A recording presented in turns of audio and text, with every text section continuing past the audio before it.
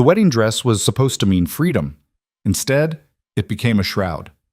Elena Vaughn was moments away from sealing her fate to a man whose smile never reached his eyes when gunfire cracked through the Chicago cathedral. Then he appeared, a stranger in a dark suit who didn't flinch at the chaos, who looked at her like he'd been expecting this exact moment. He extended his hand. She took it, and everything she thought she knew about her life shattered in the space between one breath and the next. If you want to see how far a single choice can take you into the dark, stay with me until the end. Hit that like button and drop a comment with your city. I want to see how far this story travels. The organ music swelled through the vaulted ceiling of St. Catherine's Cathedral, each note falling like a countdown. Elena's fingers trembled against the ivory silk of her dress, the fabric expensive enough to feed a family for months. Her father had made sure of that, made sure everything looked perfect, even if the foundation was rotting underneath. "You look beautiful, sweetheart."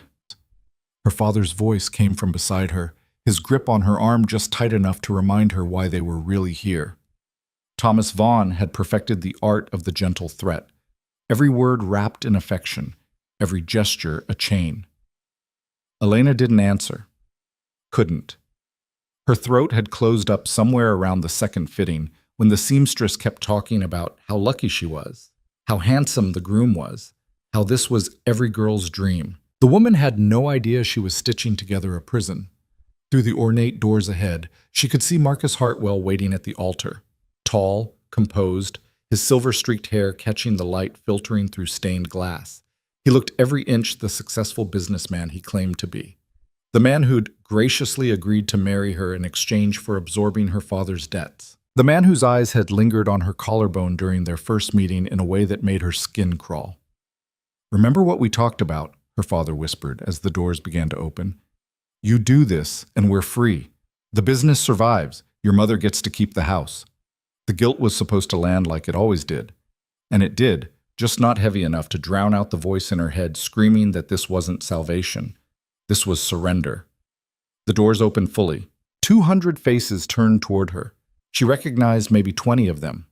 The rest were Marcus's people, business associates, political connections, the kind of guests who attended weddings like stockholders attending a merger announcement. She started walking. Each step down the aisle felt like moving through water. The string quartet played something classical and forgettable. Sunlight cut through the windows in geometric patterns, painting the marble floor in blues and golds. Someone had spent a fortune on white roses. They lined every pew, their scent almost cloying in the enclosed space. Everything about this moment had been carefully orchestrated, carefully purchased. Everything except her consent, which no one had bothered to buy because no one thought they needed it. Marcus's expression didn't change as she approached. That was the thing about him. He was always performing, always controlled. Even his smile was measured, calculated to convey exactly the right amount of warmth without actually feeling anything at all. Elena's heel caught slightly on the runner and she stumbled.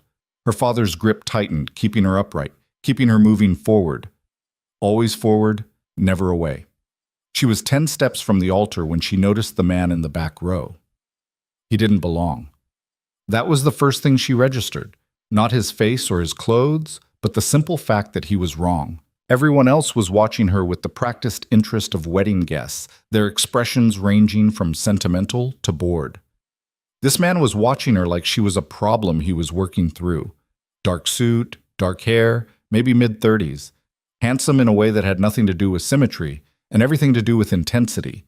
He sat completely still while everyone else shifted and whispered and craned their necks for a better view. And his eyes, sharp, focused, missing nothing, tracked her movement with an attention that felt almost predatory. Elena looked away. 5 steps. The priest was already smiling that benevolent smile they all had, the one that said he believed in the sanctity of what was about to happen.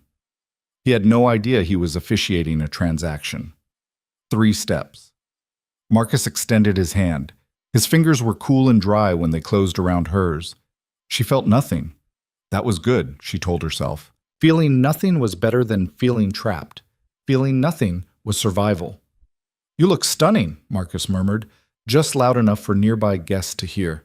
His thumb brushed across her knuckles, a gesture that probably looked tender to anyone watching. To Elena, it felt like ownership. The priest opened his book, started speaking. Elena heard maybe every third word, something about love and commitment and the sacred bond of marriage. Words that meant something real when two people actually chose each other. Here, they were just sounds filling space. We are gathered here today. That's when the first shot rang out. The sound was massive in the enclosed space, echoing off stone and wood until it seemed to come from everywhere at once. The priest's book hit the floor. Someone screamed. Marcus's hand went to his jacket, an instinct he covered quickly, but not quickly enough. Elena's father swore under his breath, already moving, already calculating. The second and third shots came in quick succession, aimed high, hitting the ceiling, sending down a shower of plaster dust that caught in the light like snow. This wasn't random. This was precise. Chaos erupted. Guests dove under pews or scrambled toward exits. The string quartet abandoned their instruments.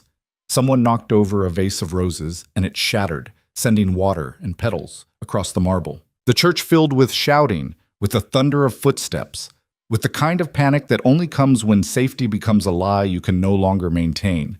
Marcus pulled her sideways, his grip bruising. "Stay down! Let her go!" The voice came from behind them, calm and cold and absolutely certain. Elena turned, her veil tangling in Marcus's hand, and saw the man from the back row walking down the aisle. Not running, walking, like the gunfire was an inconvenience rather than a threat. He moved through the fleeing crowd like water finding a path, people parting around him without quite knowing why. His right hand hung loose at his side. His left was in his jacket pocket. Everything about his posture said he knew exactly what was happening and had planned for it. "Who the hell?" Marcus started. "I said, let her go." The man's eyes flicked to where Marcus's fingers dug into Elena's arm, then back to his face. "Or I'll make you." Marcus didn't release her. Instead, he pulled her closer, using her as a shield. The movement was so casual, so automatic, that Elena's blood went cold. This was who she'd been about to marry, a man whose first instinct was to hide behind her. The stranger stopped 5 feet away. This close, Elena could see the details her earlier glance had missed. The slight scar through his left eyebrow, the expensive watch, the way his suit fit like it had been made for him. And his eyes, dark brown, almost black, and completely devoid of fear. "You're making a mistake," Marcus said, but his voice had lost its smooth confidence. "You have no idea what you're walking into." Adrian Moretti. The man, Adrian, said his name like an answer, like it explained everything. "And I know exactly what I'm walking into. The question is whether you're stupid enough to make this worse for yourself." The name meant nothing to Elena, but it clearly meant something to Marcus, whose grip loosened just slightly. "This is insane," Elena's father cut in, appearing at her other side. Always there. Always managing. "Elena, honey, get away from—" "She's not going with you." Adrian's attention shifted to Thomas Vaughn, and something in his expression made Elena's father actually take a step back. "Either of you." "The hell she isn't." Marcus recovered some of his bravado, pulling Elena fully against him. "She's my fiancée. This is my wedding, and you're—" Adrian moved. 1 second he was standing still, the next his hand was on Marcus's wrist with enough force to make the older man gasp. The pressure point compression must have been perfect because Marcus's fingers went slack immediately, releasing Elena's arm. "Was your wedding," Adrian corrected quietly. He looked at Elena for the first time since approaching, really looked at her, and something in his expression shifted. Not softness, exactly, but recognition. "You have a choice. You can go with them, finish this farce, and spend the rest of your life wondering what would have happened if you'd been brave enough to walk away. Or you can come with me." "Come with you where?" The words came out shakier than she wanted. Around them the church was emptying fast. In the distance sirens wailed. Somewhere safe. Safe from what? From him. Adrian jerked his chin toward Marcus, who was cradling his wrist and looking at Adrian with something that might have been fear or might have been rage. "From the life you are about to disappear into. From whoever just shot up your wedding for reasons you don't understand yet, but probably should." Elena's father grabbed her shoulder. "Elena, think about what you're doing. Think about your mother, the house. Everything you put on her shoulders," Adrian interrupted. "Everything you sold her for. I know the deal, Vaughn. I know exactly what you owe and who you owe it to, and I know what Hartwell really is. His eyes found Elena's again. So the question isn't whether you trust me, it's whether you trust them. That was the thing that decided it, not trust. She didn't trust any of them. But the phrasing of the question, the acknowledgement that this was about choosing the lesser danger rather than some fantasy of safety. And maybe it was the adrenaline. Maybe it was 3 months of feeling like she was drowning. Maybe it was the fact that Marcus had used her as a human shield without hesitation. But Elena looked at this stranger who just walked into her catastrophic wedding like he owned it, and she made a choice. She took his hand. His fingers closed around hers, steady and warm. Smart girl. Elena, her father's voice cracked. You don't know what you're doing. She knows exactly what she's doing, Adrian said. He was already moving, pulling her gently but firmly toward the side exit. She's choosing herself instead of your debts for once. They were 10 feet from the door when Marcus spoke up again. You think you're saving her? You're just trading one cage for another, Moretti. She doesn't know who you are, what you are. Adrian didn't slow down. Then she'll find out. The side door led to a narrow corridor Elena had never noticed before. Adrian knew exactly where he was going, his grip on her hand never wavering as he navigated the maze of hallways like he'd memorized the layout, which he probably had. Where are we going? Elena's dress was getting caught on corners, the train tangling around her legs. Out! Adrian pushed through another door and suddenly they were outside, the spring air hitting her face like a slap after the stuffiness of the church. A black SUV idled at the curb, engine running. Adrian opened the back door. Get in. Elena hesitated. This was insane. She was getting into a stranger's car because he'd interrupted her wedding. With what? A rescue? A kidnapping? She didn't even know which. Behind them, she could hear shouting. Marcus's voice, her father's, both of them getting closer. Adrian's expression didn't change. Your choice, but make it fast. Elena got in the car. Adrian slid in beside her and the driver, an older man with silver hair and the kind of calm that comes from seeing everything twice, pulled away from the curb smoothly. No squealing tires, no dramatic acceleration. Just a car leaving a church, nothing to see here. Elena twisted to look out the back window. Marcus and her father had made it outside, but they'd stopped at the curb, just watching, not chasing. That felt significant, but she didn't know why. They're not following, she said. They won't. Adrian was watching her rather than the church. Not yet. Why not? Because they're smart enough to know when they're outmatched. He leaned forward, said something to the driver in a language Elena didn't recognize, then settled back. And because Marcus Hartwell doesn't actually want you back. He wants what you have. I don't have anything. You have a phone. Adrian held out his hand. I need it. What? Why? Because it's compromised. Has been since Hartwell gave it to you, probably. When Elena didn't move, Adrian's expression hardened slightly. I can take it, or you can give it to me. Your choice. But I'm not having this conversation while he can track every word. Elena pulled the phone from the small pocket in her dress. The custom iPhone Marcus had presented her with 2 weeks ago, calling it an engagement present. She'd thought it was controlling.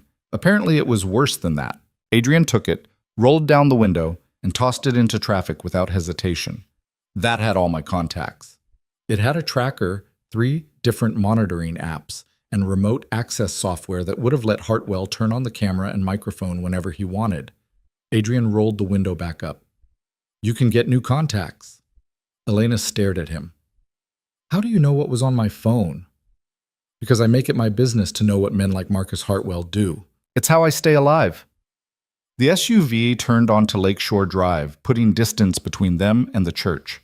Elena could see the water through the buildings, gray and choppy under the overcast sky. Chicago was waking up to a normal Saturday, while her entire life had just detonated. You said you know what he is, Elena heard herself say. What is he? Adrian studied her for a long moment, like he was deciding how much truth she could handle. Marcus Hartwell runs a very successful import-export business, on paper. In reality, he's a logistics coordinator for one of the largest money laundering operations in the Midwest. He moves cash, art, Information, anything that needs to disappear and reappear somewhere else looking legitimate. Elena's stomach dropped. You're lying. I'm not. Then why was he marrying me? I'm nobody. I don't have money or connections or... You have a forensic accounting degree from Northwestern. Adrian cut her off. You worked for 3 years at Morrison and Price before your father's business collapsed. You're smart, detail-oriented, and most importantly, you were desperate enough to be controlled. How do you know all that? Same way I know your father owes $2 million to people who don't accept late payments. Same way I know the wedding was scheduled for today because Hartwell needs a wife for a specific deal closing Monday. Same way I know that if you'd married him, you would have been signing documents and certifying transactions before the end of the week without understanding what any of it meant. Adrian's voice stayed level, factual. He wasn't marrying you for love, Elena. He was marrying you for your credentials and your vulnerability. The words hit like physical blows. Elena had known the wedding was wrong, had known Marcus didn't love her. But this was so much worse than loveless. This was premeditated, strategic. I need to call my mother, she said quietly. Not yet. She'll be worried. She'll be fine. Your father will tell her you had a breakdown or ran off or whatever story keeps her calm. Adrian's tone gentled slightly. I know this is a lot, but right now the priority is getting you somewhere secure while we figure out the next move. We? Elena turned to face him fully. There is no we. I don't know you. I don't know why you were at that wedding or why you pulled me out of it or what you want from me. Fair. Adrian nodded once. My name is Adrian Moretti. I own several businesses in Chicago, a restaurant group, some real estate, a private security firm. I've been investigating Marcus Hartwell for 6 months because he's involved in something that's going to blow up spectacularly, and when it does, I need to make sure the right people go down with it. And I'm what? Collateral damage. Your evidence. The word hung in the air between them. Outside, the city blurred past. The driver took another turn, heading north now, away from downtown. What does that mean? Elena asked. It means that 2 weeks ago, you were at Hartwell's office. You were waiting in his conference room while he finished a meeting. You got bored and started looking at the documents on the table. Do you remember? Elena did remember. She'd felt guilty about it at the time, like she was snooping, but the papers had been right there, and she'd been trained to read financial statements the way some people read novels. There were shipping manifests, she said slowly, import records from a company I didn't recognize. The numbers didn't make sense. The declared values were way too low for the volume of goods. You took a picture. It wasn't a question. Elena's hand went to where her pocket would be if she were wearing normal clothes. I thought I deleted it. You did, from your phone. But it uploaded to the cloud first, and I have people who are very good at finding things in clouds. Adrian leaned back, giving her space. That photo is proof of customs fraud on a massive scale. Combined with the rest of what I've been building, it's enough to bring down Hartwell's entire operation. But he knows you took it. That's why he's been so careful with you, so controlled. Then why marry me at all? Why not just... Elena couldn't finish the sentence. Kill you? Adrian said it for her. Because that raises questions. A murder investigation, police looking through your life, maybe finding connections to him that are better left buried. But a wife? A wife in over her head, signing what she's told to sign, vouching for documents she doesn't understand. That's useful. And if you ever became a liability, well, accidents happen. Wives disappear. Especially ones whose families are desperate enough to look the other way. Elena felt sick.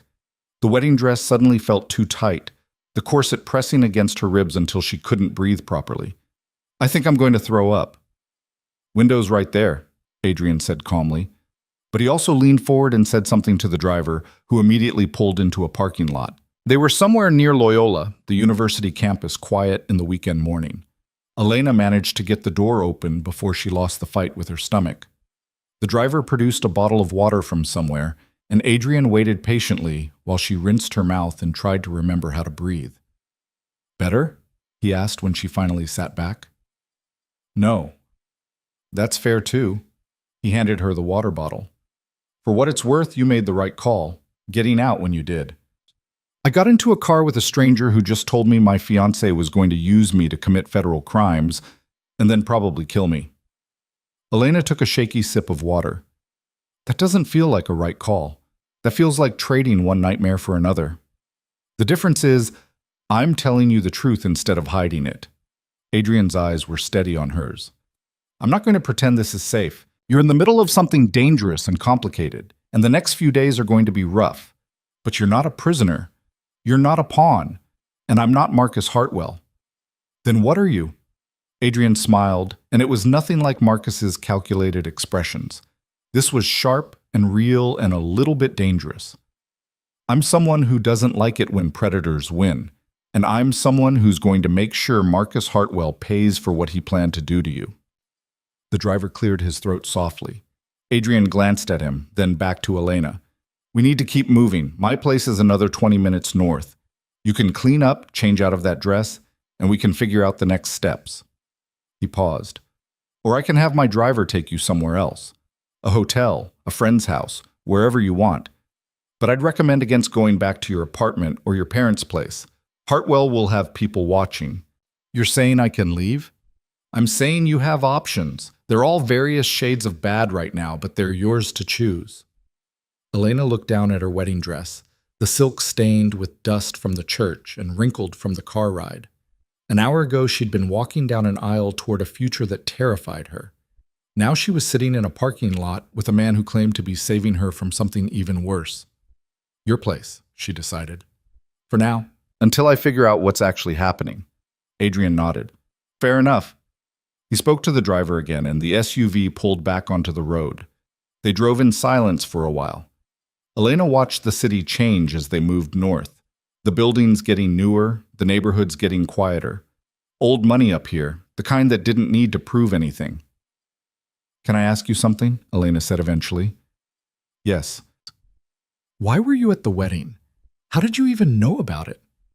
I've been watching Hartwell for months. I knew about you, knew about the arrangement with your father. When I saw the wedding was scheduled for today, right before his Monday deal, I put it together. Adrian's expression stayed neutral. I had people in place to document the ceremony, evidence that he was moving forward with using you, but then the shooting started. You didn't know about that? No. For the first time, Adrian looked slightly unsettled. That wasn't part of any plan I had, which means someone else is playing this game too. That's comforting. It's not meant to be. It's meant to be honest. Adrian pulled out his own phone, scrolled through something. I'm having my people look into who fired those shots. Could be a rival moving against Hartwell. Could be law enforcement trying to disrupt the wedding. Could be something else entirely. But until we know, we assume everyone's a threat. Except you. Except me, Adrian agreed. For now. The honesty was almost worse than a lie would have been. At least a lie would have let Elena pretend this was some kind of rescue, some kind of safety.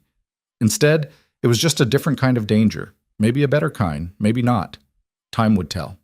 The SUV turned into a long driveway that wound through old-growth trees. The house, mansion, really, appeared gradually.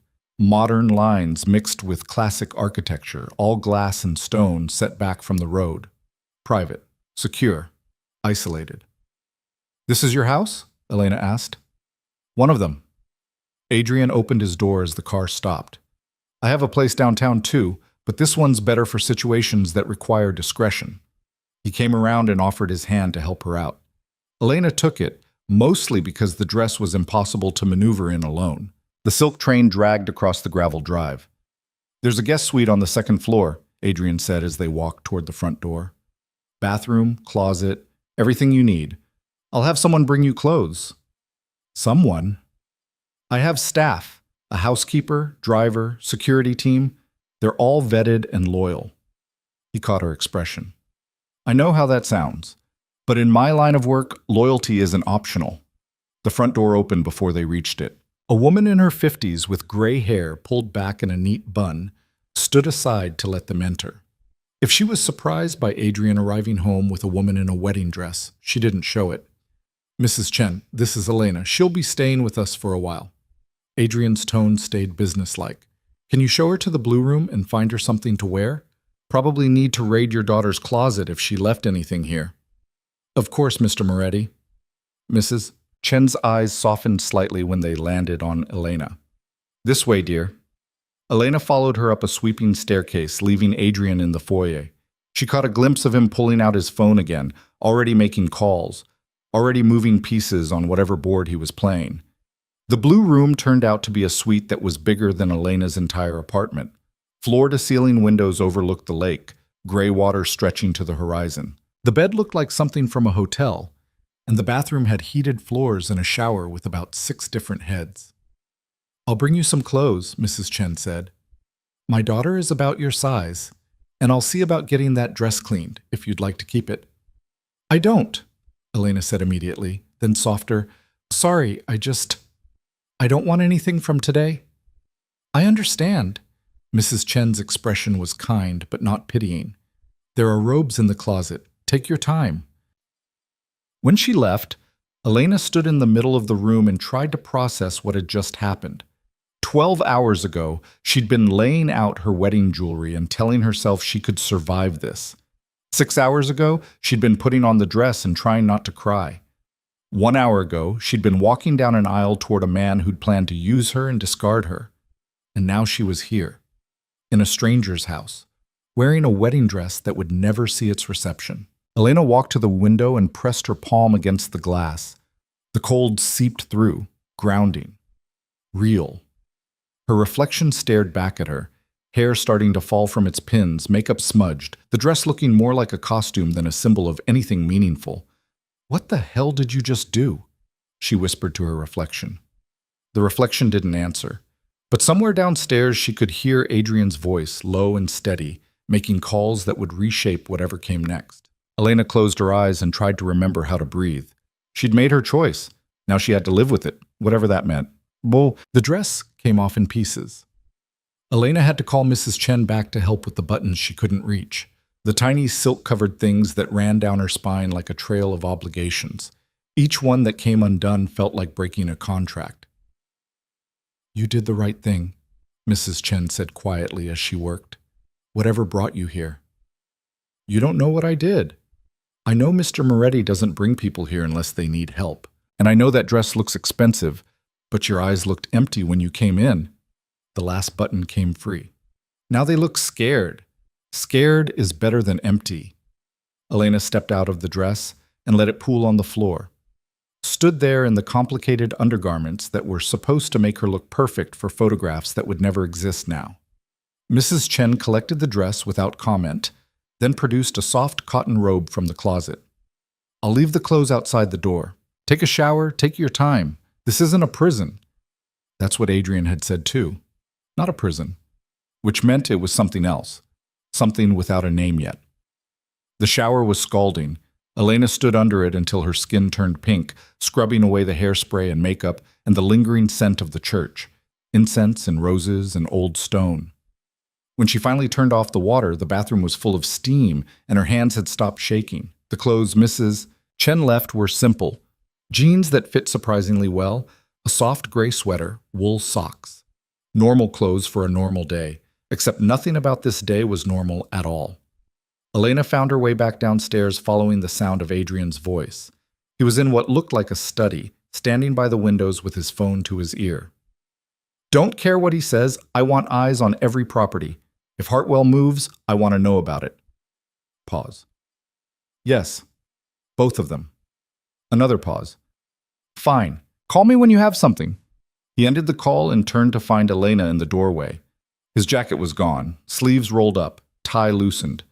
He looked less polished than before, but more real. "Better?" he asked. "Different." Elena stepped into the room. "Mrs. Chen said this isn't a prison." "It's not." "Then what is it?" Adrian considered the question. "A holding pattern, until we figure out what Hartwell's next move is and how to counter it. We keep saying we like I'm part of this plan. I'm not.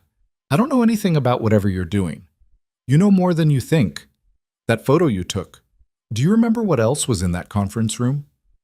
Elena frowned, trying to recall details through the fog of panic that had colored the last few weeks. There was a laptop, files. Marcus was on a call with someone, talking about shipment schedules. Do you remember what he said? Something about a Tuesday delivery. He sounded annoyed because it was delayed. Elena's mind was working now, pulling up details she'd trained herself to notice. He said the Chicago package was time-sensitive and whoever was handling it needed to figure it out. Adrian's expression sharpened. Tuesday. That's 3 days from now. So? So Tuesday is when several major political donors are gathering for a fundraiser at the Drake Hotel. Very exclusive, very secure, very expensive. The kind of event where large amounts of money change hands legally. He moved to his desk, pulled up something on his computer. If I were running a money laundering operation and needed to move a significant sum quickly, that would be the perfect cover. Elena moved closer to see the screen. It showed a guest list for the fundraiser, names she recognized from the news, from business pages, from the social circles her father used to travel in before everything fell apart. You think Marcus is using the fundraiser to move money? I think he's using it to move something. Money, information, leverage, could be anything. But whatever it is, it's important enough that he had a specific timeline. Important enough that he needed a wife in place to help make it happen. But I'm not his wife now. No. Which means he either has to abort the plan or find another way to execute it. Adrian closed the laptop. Either way, you just became his biggest problem. The weight of that settled over Elena like a blanket made of lead. He's going to come after me. Eventually, but not today. Today he's scrambling, trying to figure out what I know and what you know and how much damage you can do. Adrian's tone was matter of fact. That gives us time. Time for what? For you to tell me everything you remember about your time with Hartwell. Every conversation, every document you saw, every meeting you sat through. Anything that seemed off or strange or just didn't fit with the businessman image he was selling. Elena sank into one of the leather chairs. I didn't pay that much attention. I was just trying to survive each day. You're an accountant. You paid attention to details even if you didn't realize you were doing it. Adrian sat across from her, close enough to talk, but far enough to not feel threatening. Start with the first time you met him. Walk me through it. So Elena did. She talked about the meeting her father had arranged, Marcus showing up at their house with flowers and charm, and a solution to all their problems. She talked about the dinners, the careful courtship that had felt more like an interview, the way Marcus asked questions that seemed casual but were actually interrogations. He wanted to know about my work at Morrison and Price, she said, specifically about the clients I'd worked with. He asked if I'd ever dealt with international accounts. And you had. A few, mostly European companies expanding into U.S. markets. Elena paused, remembering. He seemed particularly interested when I mentioned a German manufacturing firm. Asked a lot of questions about their corporate structure. Adrian pulled out a notepad and started writing. Name of the company? Steinbach Industries. They made industrial equipment. Why? Because Steinbach Industries was shut down last year by German authorities for sanctions violations. They were selling equipment to countries they weren't supposed to, hiding it through shell companies. Adrian looked up. If Hartwell was asking about them, he might be using a similar structure. The conversation went on for over an hour. Every detail Elena could remember. Adrian dissected and analyzed, finding patterns she'd never noticed. The way Marcus had steered her towards certain topics. The people he'd introduced her to, all of them connected to finance or logistics or international trade. The documents he'd casually left where she could see them, like he was testing her. He was grooming you, Adrian said finally, getting you comfortable with seeing certain things, hearing certain names. So when he eventually needed you to sign off on something questionable, it wouldn't seem out of nowhere. That's disturbing. That's strategic. Hartwell's smart. He plays long games. Adrian set down his pen. But he made one mistake. What? He underestimated you, thought you were desperate enough to ignore your instincts. But you took that photo. Even scared, even backed into a corner, part of you knew something was wrong and documented it. Elena hadn't thought of it that way. In the moment, taking the photo had felt like paranoia, like she was being ridiculous. But maybe it had been survival instinct. Maybe some part of her had been fighting back all along. She just hadn't recognized it. What happens now? She asked. Now we build a case. I have evidence of Hartwell's financial crimes, but it's complicated. Money laundering charges are notoriously difficult to prosecute. You need to prove not just that the money moved, but that the person knew it was illegal and intended to hide its origins. Adrian stood, paced to the window. But if we can tie him to the Tuesday event, catch him in the act of moving whatever he's moving, that's direct evidence, harder to deny. And what am I supposed to do? Just sit here? For now? Yes. I know that's not satisfying, but it's safe. Hartwell doesn't know where you are, doesn't know what you've told me. That uncertainty is working in our favor. Elena wanted to argue, wanted to do something other than wait passively for other people to decide her fate. But she was also exhausted, physically, emotionally, mentally. The adrenaline that had carried her through the morning was fading, leaving behind a bone-deep weariness. I should call my mother, she said. Not yet. Give it another day. Let Hartwell settle into not knowing where you are. If you call now, he might trace it, use it to find you. Adrian's expression softened slightly. I know this is hard. I know you want to reassure her, but right now the safest thing for both of you is silence. My father will tell her I had a breakdown or something. She'll think I've lost my mind. Better she thinks that than Hartwell, knowing where you are. It was sound logic. It was also torture. Knowing her mother was probably frantic, probably crying, probably blaming herself. Elena had spent her whole life trying to protect her mother from worry, and now she was causing it deliberately. How do you do this? She asked quietly. Live with all these calculations, all these strategic decisions that hurt people. I don't lose sleep over hurting people who deserve it, and I sleep very well knowing I'm stopping people like Hartwell from hurting others. Adrian tilted his head, studying her. You did the same thing this morning, made a hard choice because the alternative was worse. I don't even know if it was the right choice. Give it time. The right choice rarely feels good immediately. Mrs. Chen appeared in the doorway. Mr. Moretti, dinner will be ready in 30 minutes. I set a place for Miss Elena as well. Thank you, Mrs. Chen. When she left, Adrian turned back to Elena. You should eat something. You've had a long day. That might have been the understatement of the century. Elena's laugh came out slightly hysterical. A long day, right. That's one way to describe walking out on your wedding and discovering your fiancé was a criminal who was planning to use you to commit federal crimes. Fair point. It's been a catastrophic day. Better? Marginally. Elena stood, her legs unsteady. Is this what it's going to be like? You telling me what to do and when to do it? I'm telling you what I think is smart. You're free to ignore me. Adrian's eyes held hers. But I'm also the one who spent 6 months learning how Marcus Hartwell operates, and I'm the one who has the resources to keep you safe while we figure this out. So maybe listen to me occasionally, even if you don't like it. There was logic in that too. Frustrating, condescending logic, but logic nonetheless. Dinner was quiet. Mrs. Chen had made pasta with some kind of cream sauce that tasted better than anything Elena had eaten in months. She hadn't realized how hungry she was until food was in front of her. Adrian ate with the same controlled efficiency he seemed to bring to everything, answering emails on his phone between bites. Do you ever relax? Elena asked. Not really. He looked up. Too many people counting on me to keep things running smoothly. What things? My businesses. The people who work for them. The situations I get involved in. He gestured vaguely. This, for example. You're not the first person I've pulled out of a bad situation.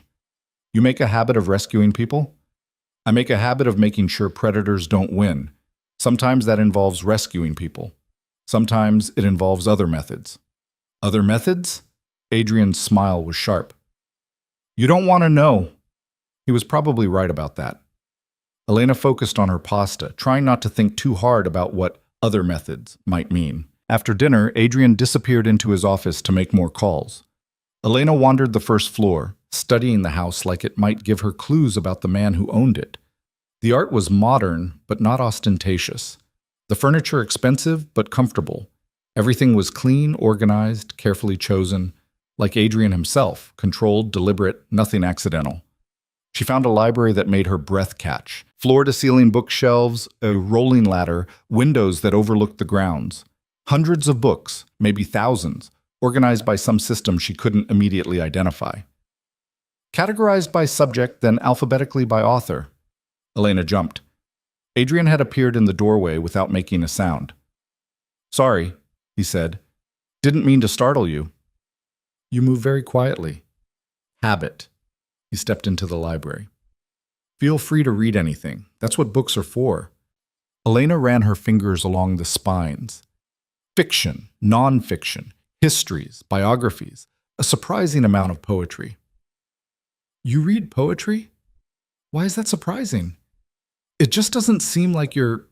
She trailed off, realizing how judgmental that sounded. Like my what? My type. Adrian pulled a volume from the shelf, something slim and worn. People contain multitudes. Just because I operate in a world that requires strategy and calculation doesn't mean I don't appreciate beauty or complexity. He handed her the book, Pablo Neruda. Besides, poetry teaches you about language, how to say something meaningful in very few words. That's useful in any profession. Elena opened the book to a random page, found a love poem that made her throat tight. Keep it if you want, Adrian said. I have another copy. I don't... Elena stopped. Didn't what? Didn't it deserve kindness from a stranger? Didn't know how to accept a simple gesture without suspicion? Both were probably true. Thank you, she said instead. You're welcome. Adrian's phone buzzed. He glanced at it, frowned slightly. I need to take this. Mrs. Chen will show you anything you need. Guest suite is yours as long as you need it. He left, already answering the call in that same controlled tone. Elena stayed in the library holding the poetry book like it was something precious. Outside, darkness had fallen completely. The grounds were lit with subtle landscape lighting that turned the trees into shadows. Beautiful and isolated, safe and trapped. Both things at once. Elena curled into one of the leather reading chairs and opened the book. The words blurred a little. Exhaustion or tears, she wasn't sure which. Today she'd walked away from everything she'd known. Everything she'd been raised to value. Duty, family, obligation. And for what? A stranger's promise that he was different? A maybe better danger instead of a definitely terrible one? But then she thought about Marcus's hand on her arm, using her as a shield. Thought about her father selling her to save himself. Thought about standing at that altar feeling like she was drowning. At least here, in this too big house with a man she didn't know, she could breathe. It wasn't freedom. But it wasn't suffocation either. For now, that would have to be enough. Elena woke to sunlight cutting through unfamiliar curtains, and a moment of complete disorientation where she didn't know where she was or why her body ached like she'd run a marathon. Then it all came back. The church, the gunfire. Adrian's hand extended in the chaos, the choice that had brought her here. She sat up slowly, her neck stiff from sleeping in a position that had nothing to do with comfort and everything to do with her body finally shutting down from exhaustion. The clock on the nightstand read 8:17. Sunday morning. She should have been waking up in a hotel suite as Mrs. Marcus Hartwell, counting down the hours until some elaborate brunch where she'd be paraded in front of his associates like a trophy. Instead, she was in a stranger's guest room wearing borrowed clothes, her wedding dress probably in a garbage bag somewhere, her entire life detonated. The house was quiet. Elena padded to the window and looked out over the grounds. The lake was calmer today, almost glassy in the morning light. A man in dark clothes walked the perimeter. Security, she realized. Adrian hadn't been exaggerating about having people. She showered again, mostly to feel like she was doing something productive, then dressed in the same jeans and sweater from yesterday. Mrs. Chen had left a few more clothing options outside the door at some point, but Elena wasn't ready to think about staying long enough to need a wardrobe. Downstairs she found tea. She found coffee already made and a note in neat handwriting. Help yourself to anything in the kitchen. Mr. Moretti is in his office if you need him. Elena poured coffee and stood at the window, watching the water. Her phone was gone, thrown into traffic yesterday. She had no way to contact anyone, no way to check if her mother was okay, no way to... You're up early.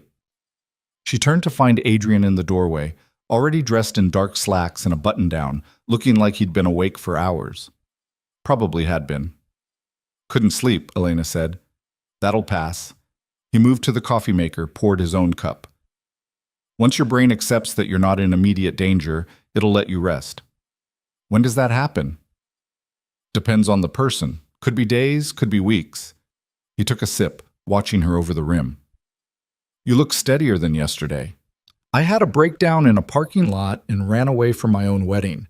The bar for steady is pretty low right now. Adrian's mouth quirked slightly, not quite a smile, but close. Fair point. They stood in silence for a moment, drinking coffee like this was normal, like Elena hadn't been a stranger 30 hours ago. I need to call my mother, Elena said finally. I know. You said wait a day. It's been a day. Adrian set down his cup. It's been less than 24 hours. Hartwell will still have people monitoring your parents' phones, your mother's usual haunts, anywhere you might surface. So what am I supposed to do? Just let her think I've disappeared? Your father will have told her something by now. That you got cold feet, that you needed space, whatever story keeps her calm and doesn't raise questions he can't answer. Adrian's tone was matter of fact. She's probably upset, but she's not in danger. You calling her changes that calculation. How? Because the second you make contact, Hartwell knows you're alive and functional. Right now, he has to consider that maybe you did have a breakdown. Maybe you're incoherent somewhere. Maybe you're not a threat. The uncertainty keeps him cautious. Adrian leaned against the counter. The minute you call your mother, you prove you're thinking clearly. You become an active problem instead of a potential one. Elena wanted to argue, but the logic was sound. Frustrating and cold, but sound. I hate this, she said quietly. I know. You keep saying that like it makes it better. It doesn't. But pretending I don't understand won't help either. Adrian picked up his coffee again. You want honesty? Your mother is probably crying, and your father is probably spinning this as your mental breakdown to save face with his creditors. They're both upset, but they're safe. You calling changes nothing for them and potentially puts you at risk. So yes, it's terrible, but it's also the smart play. And you always make the smart play? I try to. It's kept me alive this long. Elena took another sip of coffee, the bitter taste grounding. What about you? Do you have family who worries when you disappear into situations like this? Something shifted in Adrian's expression, not quite pain, but an acknowledgement of old wounds. I have a sister in New York. She worries. I call her when I can. But not always. Not always. He set down his cup with deliberate care. My parents died when I was 19. Car accident. My sister was 16. I've been making sure she's safe ever since, which sometimes means doing things she doesn't approve of. Like pulling random women out of weddings. Like making sure people who hurt others face consequences. Adrian's eyes were steady on hers. She thinks I should let the system handle it. Let the courts and the lawyers and the proper channels take care of people like Hartwell.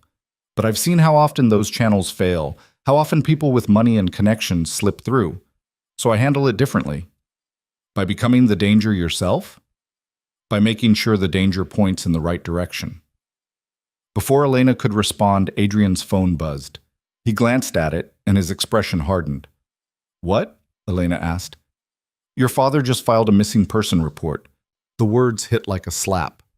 He what? Adrian turned his phone so she could see the screen.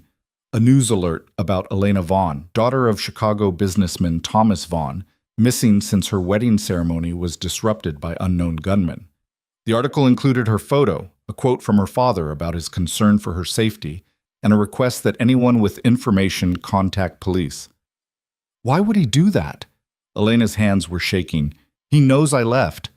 He saw me leave with you. Because now it's public that you're missing, which means Hartwell can't quietly make you disappear without it raising questions. Adrian scrolled through more articles. It's actually smart. Your father's protecting himself by making your absence visible.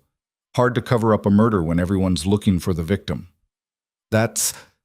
Elena couldn't find words for what that was. Her own father, using her disappearance as a shield. Strategic, Adrian finished. Welcome to how people like your father and Hartwell think. Everything's a transaction, even family. Elena sank into one of the kitchen chairs, her coffee forgotten. The police will be looking for me now. Yes. What happens if they find me here? They won't. This property is registered to a shell company that would take them weeks to trace back to me. And even if they did, you're an adult who left of your own free will. No crime was committed. Adrian leaned against the counter, arms crossed. But it does complicate things. How? Because now we can't just wait this out quietly. The more attention on your disappearance, the more pressure on Hartwell to either find you or convincingly act like he's trying to find you. He'll have to make a move sooner than he planned. Isn't that good? Doesn't that force him into a mistake? Potentially. Or it forces him to cut his losses and destroy evidence, including anyone who might know too much. Adrian's expression was grim. We need to move faster than I wanted to. Move faster on what? On building a case strong enough to take him down before he realizes that's what we're doing. Adrian pulled out his phone again, started typing. I'm calling in some favors. People who owe me, people who want Hartwell gone for their own reasons. We're going to accelerate the timeline. Elena watched him work, the controlled efficiency of someone who'd done this before. How many times have you done this? Taken down people like Marcus? Enough that I know what works and what doesn't. He finished typing, looked up. You want specifics? I want to know who I'm trusting my life to. Adrian studied her for a long moment, like he was deciding how much truth she could handle. I grew up in a neighborhood where the police didn't show up when you called them, and the people who ran things weren't elected. My father tried to stay clean, run an honest business. He got killed for it by someone who didn't like competition. The official report said car accident, mechanical failure. But I knew better. How? Because I found the brake line in our garage the day before he died.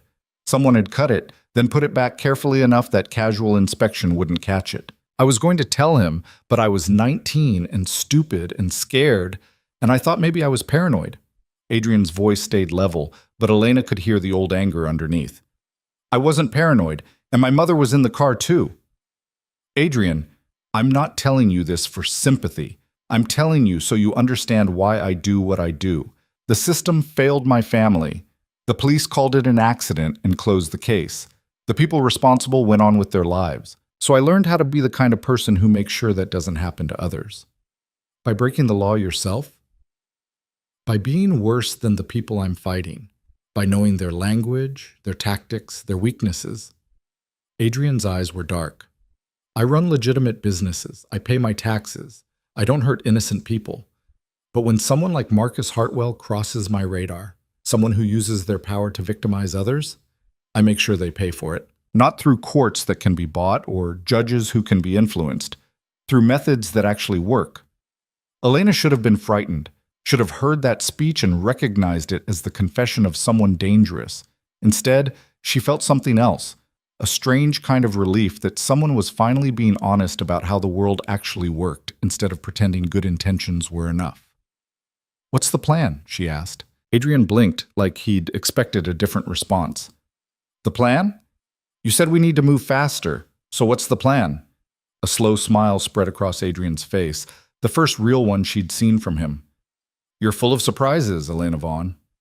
I'm learning from experience that asking questions is better than sitting quietly and hoping things work out. Smart. Adrian pulled out a chair and sat across from her. The plan is this. Tuesday night, at the Drake Hotel fundraiser, Hartwell is moving something. Money, information, something that requires timing and access. We need to know what it is and document it happening. How? I have someone on the inside, a woman who works event planning for the hotel.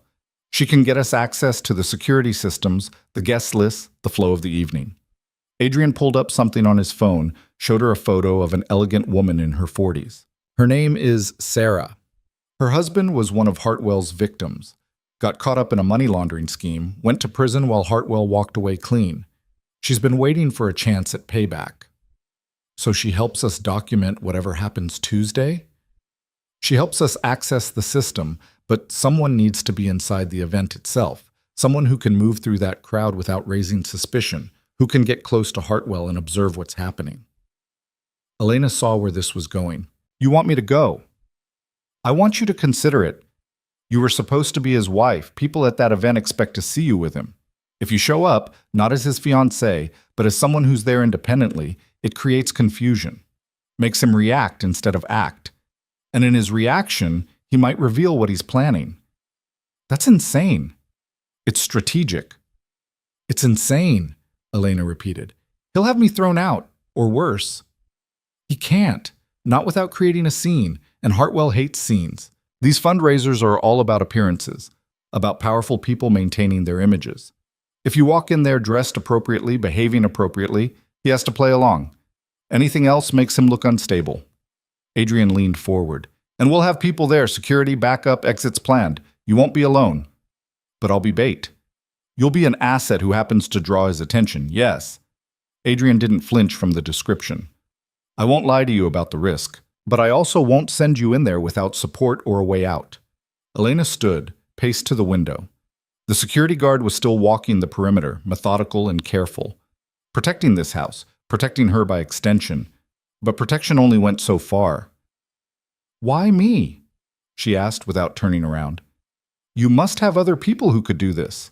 People with training, with experience.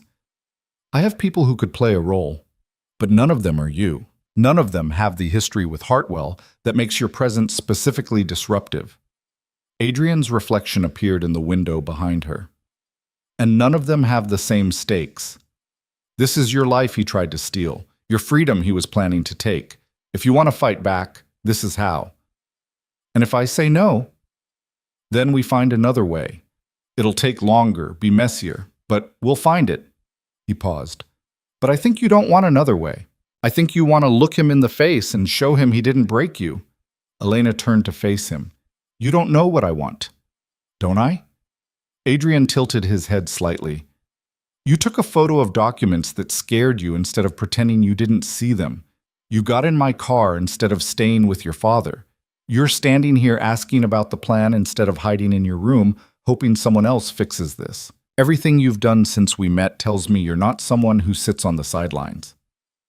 He wasn't wrong. Elena had spent months feeling powerless, feeling like her life was happening to her instead of being something she controlled. And she'd hated it, hated the passivity, the constant surrender. If I do this, she said slowly, I need to know everything. No surprises, no information you're holding back because you think I can't handle it. Agreed. And I need to know what happens after. Once we have whatever evidence we're getting, what's the end game? Adrian pulled out his phone again, brought up a contact. See this? Federal prosecutor, Southern District of Illinois. She's been trying to build a case against Hartwell for 2 years but can't get enough evidence to move forward. We get her what she needs, she handles the rest through legitimate channels. You're going to use the system you don't trust? I'm going to use it as the final step, yes. Because taking down Hartwell is only half the battle. Making sure it sticks, making sure he can't buy his way out or disappear, that requires the weight of federal prosecution. Adrian pocketed his phone. I'll do the illegal parts. The system can handle the conviction. It was a strange kind of pragmatism, operating outside the law to gather evidence that would then be used within it. But it made sense in a twisted way. Use every tool available, regardless of whether they were supposed to work together. Okay, Elena said. Okay, you'll think about it, or okay, you'll do it. Okay, I'll do it. She crossed her arms. But I want to meet Sarah first, and I want to know exactly what I'm walking into. Guest list, floor plans, security setup, everything. Adrian's smile was sharp with approval. We can arrange that. The rest of Sunday passed in a blur of preparation. Sarah arrived around noon, a composed woman with sharp eyes and the kind of controlled anger that came from years of swallowing injustice. She spread out floor plans of the Drake Hotel's grand ballroom on Adrian's dining table and walked Elena through every detail. The event starts at 7, cocktails until 8, then dinner, then the actual fundraising presentations around 9:30. Sarah's finger traced paths on the blueprint. Hartwell usually positions himself near the East Bar during cocktails. Good sight lines, easy access to the terrace, if he needs to have private conversations. Who else will be there? Elena asked. About 200 guests? Politicians, donors, business leaders? Very exclusive, very expensive. Tickets start at $5,000 per person. Sarah pulled out a tablet, showed Elena photos from previous year's events. Dress code is formal. You'll need something elegant but not attention-grabbing. I can arrange that, Adrian said. He'd been listening quietly, letting Sarah run the briefing. Elena, you'll go in as a guest. We'll create a credential that gets you through the door. Once inside, your job is simple. Observe. See who Hartwell talks to, what he's doing, where he goes. We'll have surveillance on the exits and security feeds, so we'll know if he leaves the ballroom. What am I looking for specifically? Anything that seems transactional, Someone handing him handing off something, private conversations that seem urgent. Sarah zoomed in on a section of the floor plan. There's a service corridor here that leads to private meeting rooms. In the past, we've noticed Hartwell using those rooms for conversations he doesn't want overhead. If he heads that direction, we need to know. Elena studied the plans, committing them to memory. The ballroom, the terrace, the corridors, the exits, escape routes and approach angles. She was starting to think like Adrian, she realized, seeing everything as tactical. What about my father? She asked. He'll be there. He always is. Sarah and Adrian exchanged a look. What? Elena demanded. Your father's name is on the guest list, Sarah confirmed. But interestingly, he's not listed as bringing a guest. Usually your mother attends these with him. Elena's chest tightened. She's probably too upset to go out in public. Probably thinks I'm dead in a ditch somewhere. Or your father told her to stay home so he could control the narrative about your disappearance, Adrian said bluntly. Either way, yes, he'll be there, which means you'll likely cross paths. What do I say to him? As little as possible. You're not there to reconcile or explain. You're there to do a job. Adrian's tone gentled slightly. But if he corners you, keep it simple. You're safe. You're figuring things out. You'll contact him when you're ready. Don't let him guilt you into revealing where you're staying or who you're with. He's going to try. Of course he is. He spent your whole life making you feel responsible for his choices. But you don't owe him an explanation, and you definitely don't owe him your location. Sarah started packing up her materials. I'll email you the security feed access codes tonight. The cameras have a 3-second delay, so anything you see happened 3 seconds ago. Plan accordingly. After she left, Elena found herself alone with Adrian again. The sun was setting, painting the lake in orange and gold. You're scared, Adrian observed. Of course I'm scared. I'm planning to walk into a room full of powerful people and spy on my criminal ex-fiancé while avoiding my manipulative father. Why wouldn't I be scared? Scared is smart. Scared keeps you alert. He moved to stand beside her at the window. But you're doing it anyway. That's courage. Or stupidity. There's a fine line between the two, but I don't think you're stupid, Elena. Impulsive, maybe. But not stupid. She turned to look at him. Is this what you do? Talk people into dangerous situations by complimenting their intelligence? I'm not talking you into anything. You already decided. Adrian's expression was serious. But yes, I do tell people the truth about themselves. Most people are stronger than they think. They just need someone to point it out. And you've appointed yourself that person. Someone has to do it. They stood in silence for a moment, the air between them charged with something Elena couldn't quite name. Not attraction exactly, though Adrian was objectively attractive in that controlled, dangerous way. But something else. Recognition, maybe. The strange intimacy that came from two people operating outside normal social boundaries. I should practice, Elena said finally, stepping back. If I'm going to pretend to belong at a $5,000 fundraiser, I should probably look like I know what I'm doing. Mrs. Chen can help with that. She used to work events like this before I hired her away. Adrian pulled out his phone. And I'll have someone deliver appropriate clothing tomorrow. What size are you? Elena told him, then added, Nothing too expensive. I can't afford. Consider it a work expense. You're working for me now, technically. Am I? You're gathering intelligence that helps my investigation. That makes you a consultant, at minimum. Adrian's eyes glinted with something like amusement. I pay my consultants well. I don't want your money. Then consider it a loan. Pay me back when Hartwell's assets are seized and you get to testify at his trial. Adrian started toward his office. Either way, you're getting proper clothes for Tuesday, non-negotiable. He left before Elena could argue further. She stood there, caught between irritation at his high-handedness and gratitude that someone was taking care of details she had no idea how to handle. Mrs. Chen found her still standing by the window 20 minutes later. Mr. Moretti said you need some training for Tuesday night, the older woman said. I thought we could start with walking in heels without looking like you're about to fall over. Elena laughed despite herself. That obvious? You've been wearing those socks like they're armor. But fundraiser floors are marble, and marble in socks is a recipe for disaster. Mrs. Chen's expression was kind but firm. Come on, I have shoes you can practice in. The next 2 days passed in a strange blur of normalcy and preparation. Elena practiced walking, sitting, holding champagne glasses like they were accessories rather than safety blankets. Mrs. Chen taught her how to work a room, the subtle art of looking engaged without actually committing to conversations, how to extract herself from boring donors without being rude, where to position herself to observe without being obvious. "You're a natural," Mrs. Chen said Monday evening as Elena navigated the library in 4-inch heels without wobbling. "You have that quality people like at these events. You look like you belong without trying too hard." "Years of my father dragging me to business dinners," Elena said. "I learned how to be decorative early." "That's not what I meant. Decorative is passive. You have presence. There's a difference." The dress arrived Monday afternoon, a deep navy gown that managed to be elegant without being flashy, expensive without being ostentatious. It fit perfectly, which shouldn't have surprised Elena, given how thorough Adrian was about everything. She tried it on alone in her room, studying her reflection.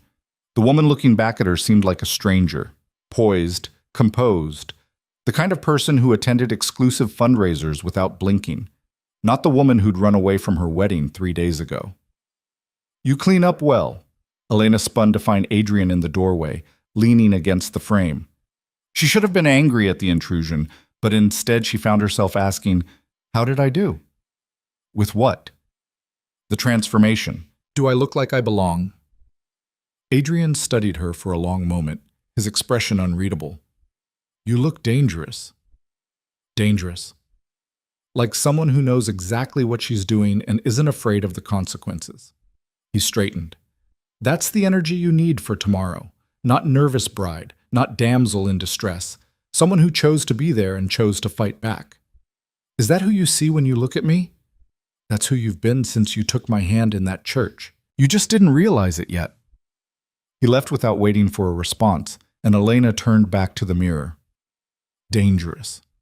She turned the word over in her mind, testing it out. She'd never thought of herself that way before, never had reason to. But maybe Adrian was right. Maybe the woman who'd taken that photo, who'd gotten in the car, who'd agreed to walk into the lion's den on Tuesday. Maybe she was dangerous. Maybe that's what survival looked like when you stopped apologizing for it. Tuesday morning arrived cold and clear. Elena barely slept, running through scenarios in her head. What she'd say if she saw Marcus. What she'd do if her father cornered her. How she'd explain her presence without revealing her purpose. Adrian knocked on her door at 6. "You ready?" "No?" "Good. Overconfidence gets people killed." He handed her a small earpiece. "This is how we'll communicate. I'll be monitoring the security feeds from a van outside. If anything feels wrong, if you want out, you say the word, and we extract you immediately." Elena fitted the earpiece carefully. "What's the word?" "Your choice." She thought for a moment. "Daffodil." "Daffodil?" "My mother's favorite flower. She planted them every spring before everything fell apart." Elena met his eyes. "If I'm going to call for help, I want it to mean something."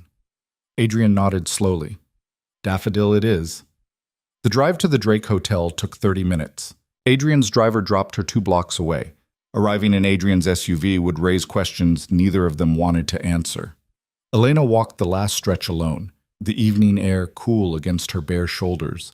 The city alive with the kind of energy that only came when important people gathered to do important things.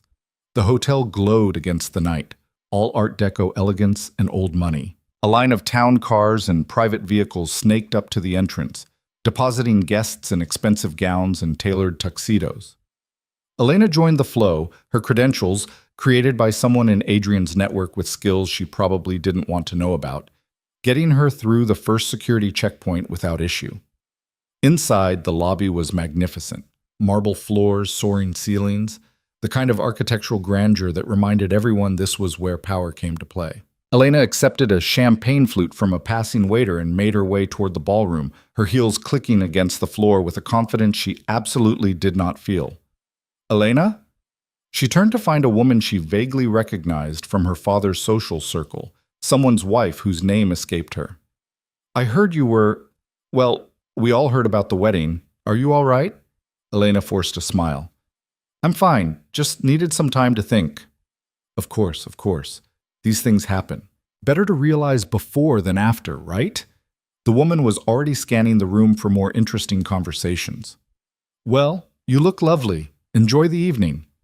She drifted away and Elena exhaled slowly. First test passed. Good job, Adrian's voice came through the earpiece, startlingly clear. You're inside. Hartwell is currently at the East Bar, exactly where Sarah predicted. Your father is near the south entrance talking to Councilwoman Martinez. Elena moved deeper into the ballroom, keeping her body language open and relaxed despite the tension coiling in her chest. The room was full of exactly the kind of people she'd grown up around, polished, powerful, more interested in connections than conversations. She'd always hated these events, the performance of it all. Now she was performing for a different reason. She spotted Marcus before he spotted her. He was holding court at the bar, looking exactly as composed as he always did, charming someone who looked like a state senator. Nothing about his demeanor suggested that 4 days ago his wedding had been interrupted by gunfire and his bride had disappeared. He doesn't look worried, Elena murmured, knowing Adrian would hear. He's good at hiding it, but I guarantee he's wondering where you are and what you know. Adrian paused. Don't approach him yet. Let him come to you. Elena circulated instead, accepting small talk from strangers, deflecting questions about the wedding with vague references to needing time. The ballroom was massive, easily accommodating the 200 guests with room to spare. Crystal chandeliers, floor-to-ceiling windows overlooking the city, a string quartet playing something classical and forgettable. She was studying the exits, committing Sarah's floor plan to memory in 3 dimensions when she felt eyes on her. She turned and locked gazes with Marcus across the room. For a second, neither of them moved. Then Marcus excused himself from his conversation and started walking toward her with deliberate steps. Here we go, Adrian said in her ear. Remember, you're not his victim. You're someone he doesn't control anymore. Marcus reached her, his expression carefully neutral. Elena, this is unexpected. Is it? She kept her voice level. I'm a guest. Same as you. After everything that happened, after you planned to use me to commit federal crimes, you mean? Elena said it quietly, just loud enough for him to hear. Yeah, that happened. Something flickered in Marcus's eyes. Surprise, maybe, or calculation. I don't know what you think you know. I know enough. She took a sip of champagne, maintaining eye contact. And I have evidence. Evidence of what? That's the thing about evidence, Marcus. You don't get to know what it proves until it's too late to cover it up. His hand moved like he was going to touch her arm, then he caught himself. Still performing, still aware of the eyes on them. We should talk, privately. I don't think so. Elena, please, 5 minutes. There are things you don't understand about the situation with your father, about the arrangements we made, the arrangements you made. I was a signature on a contract I didn't write. She stepped back slightly, creating distance. I'm done being something you arrange. Marcus's jaw tightened almost imperceptibly. You're making a mistake. Probably, but it's my mistake to make now. She walked away before he could respond, her heart hammering against her ribs. Behind her, she could feel his attention like a weight, calculating, assessing. That was perfect, Adrian said in her ear. He's rattled. He just pulled out his phone, calling someone. Stay visible. Stay in public view. Elena moved toward the terrace doors, needing air, needing space to breathe. Outside, the Chicago night was sharp and cold, a handful of guests braving the temperature to smoke or escape the noise. She stood at the railing, looking out over the city, and tried to slow her racing pulse. Beautiful view. She turned to find her father standing 3 feet away, a drink in his hand and an expression she couldn't quite read. Dad, she said carefully, you have any idea how worried your mother's been? Thomas Vaughn's voice was tight. 3 days, Elena. 3 days of not knowing if you were alive or dead. I'm fine, as you can see. Fine? You ran off with a stranger, disappeared without a word. I left with someone who wasn't planning to use me as an accessory to money laundering, Elena cut him off. That's not running away. That's escaping. Her father's face flushed. You don't know what you're talking about. Marcus was offering us a solution. Marcus was offering you a solution. I was just the payment you were making. Elena gripped the railing hard enough that her knuckles went white. How much did he give you, Dad? How much was I worth to him? It wasn't like that. Then how was it? Because from where I'm standing, you sold your daughter to save your business and didn't even have the decency to tell me the truth about what I was walking into. Thomas took a step closer, his voice dropping. Everything I did was to protect this family. To protect you and your mother. You protected yourself. You made a deal that saved your reputation and your business, and you told yourself it was for us so you could sleep at night. Elena's voice shook, but she didn't try to steady it. Well, I'm not sleeping well. And I'm not pretending anymore that what you did was noble. Elena, I need you to leave me alone now. Tell Mom I'm safe. Tell her I'll contact her when I'm ready. But you? I have nothing to say to you. She walked back inside before he could respond, her vision blurring slightly at the edges. That felt good, she realized. Saying the things she'd been swallowing for months. Naming what her father had done instead of making excuses for it. You okay? Adrian's voice was gentle in her ear. Yeah, I'm okay. Hartwell's moving, heading toward the service corridor Sarah mentioned. Can you follow at a distance? Elena scanned the room, spotted Marcus disappearing through a door near the kitchen. She waited 30 seconds, then followed, keeping her movements casual. The corridor was dimmer, service-oriented, a different world from the elegant ballroom. She could hear voices ahead, Marcus and someone else, speaking in low tones. Elena moved closer, staying in the shadows, until she could make out words. Tuesday was always the timeline. Nothing's changed. Everything's changed. The second voice was older, rougher. Your bride disappeared. That's a loose end. She doesn't know anything concrete. And even if she does, who's going to believe her? She had a breakdown, ran away from her own wedding, not exactly a credible witness. You better hope you're right, because if this deal falls apart, it won't. I have it handled. Elena's hand went to her phone in the small clutch she'd brought, activating the recording function. Every word, every nuance, evidence. Keep recording, Adrian said in her ear, like he could read her mind. This is good. The conversation continued for another 5 minutes. Details about account numbers, transfer schedules, the names of people Elena didn't recognize. Then footsteps, coming back toward her. Elena slipped into an alcove, holding her breath as Marcus and the other man, someone she didn't recognize, older and hard-looking, passed within feet of her. When they were gone, she exhaled slowly. Got all of it, Adrian confirmed. Come back to the ballroom. You've done enough. But as Elena turned to retrace her steps, a hand closed around her arm. She spun to find Marcus standing there, having doubled back somehow, his expression no longer carefully neutral. Now it was cold. Following me, Elena? That's not very subtle. Let go of me. Not until you tell me who you're working with. Who put you up to this? No one put me up to anything. I'm making my own choices now. Novel concept, I know. His grip tightened, and Elena felt the first real spike of fear since entering the hotel. They were alone in this corridor, away from witnesses, away from help. Elena, say something. Adrian's voice was sharp in her ear. Are you in trouble? Marcus pulled her closer, his voice dropping to something dangerous. You think you're smart? You think walking away from me was brave? You have no idea what you've done. No idea who you're dealing with. I know exactly who I'm dealing with. A man who hides behind legitimate businesses while ruining people's lives. A man who is going to use me and discard me when I stopped being useful. Use you? Marcus laughed, the sound ugly. You were a means to an end, yes, but you would have been comfortable, safe. Now? Now you're just a problem I need to solve. The threat was clear. Elena's hand found the earpiece, pressed it deliberately. Daffodil, she said clearly. Marcus's eyes narrowed. What? I said daffodil. They're my mother's favorite flower. Did you know that? You've lost your mind. The door at the end of the corridor slammed open and Adrian appeared, moving fast. Behind him, 2 men in dark suits, the security team he'd mentioned. Let her go, Hartwell. Marcus released Elena's arm immediately, stepping back, his expression shifting back to controlled neutrality in an instant. Moretti, I should have known. You should have done a lot of things differently, starting with not threatening her. Adrian positioned himself between Marcus and Elena. We're leaving now. She was trespassing in a private area. She was walking through a hotel corridor. You were the one putting hands on her. Adrian's tone was ice. I have security footage showing exactly what happened. So unless you want to explain to the police why you were physically restraining a woman who clearly wanted to get away from you, I suggest you back off."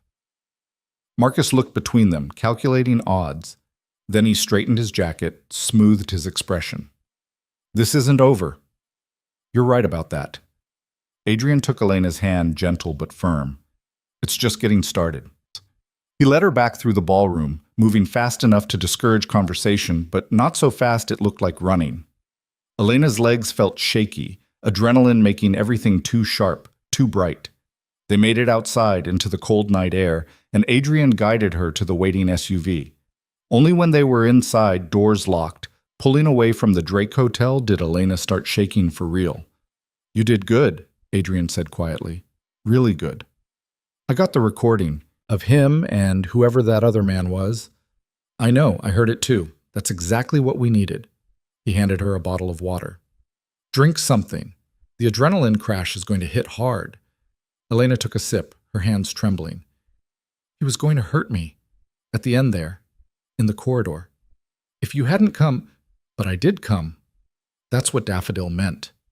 Adrian's expression was serious. "And now we have enough. The recording, your testimony, the evidence I've been building, it's enough to bring him down. What happens now?" "Now I call the federal prosecutor and hand her everything. She'll move fast, probably get a warrant by morning, arrests by end of week." Adrian pulled out his phone. "You'll need to give an official statement, probably testify eventually. But the hard part? You just did it." Elena leaned back against the seat, suddenly exhausted. "I don't feel brave. Brave people rarely do. They just do what needs doing and deal with the fear later." The drive back to the house took forever, and no time at all. When they finally pulled up, Elena's legs almost gave out getting out of the car. Adrian caught her elbow, steadied her. "Come on, let's get you inside." Mrs. Chen met them in the foyer, took one look at Elena's face, and disappeared into the kitchen. She returned with tea that smelled like honey and something herbal, pressed the cup into Elena's hands. "Drink," she ordered gently. "Then sleep. Everything else can wait." Elena drank the tea in Adrian's study while he made calls in the other room, his voice low and urgent. The prosecutor first, then others, building the machinery that would take down Marcus Hartwell. When he came back, Elena was curled in one of the leather chairs, the empty teacup beside her, exhaustion making her bones feel heavy. "It's done," Adrian said. "The prosecutor is moving forward. Warrants are being drawn up now. By this time tomorrow, Hartwell will be in federal custody." "And my father?" "Depends on how involved he was. If he just took money from Hartwell and didn't know the source, probably nothing. If he was actively participating in the scheme, he could face charges too." Adrian's expression was neutral. "Either way, that's not your responsibility." "He's my father. He's an adult who made choices. You're not required to protect him from the consequences." Adrian moved closer, crouched down so they were eye level. "You did the right thing tonight. I know it doesn't feel like it. I know you're scared and tired and probably wondering if you made a terrible mistake. But you didn't. You stopped a man from hurting other people the way he hurt you." Elena wanted to believe him, wanted to feel triumphant or vindicated or something other than wrung out and hollow. "What happens to me now?" "Whatever you want. You can stay here until everything settles, or I can arrange somewhere else. You can testify or you can decline. The recording and other evidence is strong enough without you, though having you would help. You can go back to your life or start a completely new one." Adrian straightened.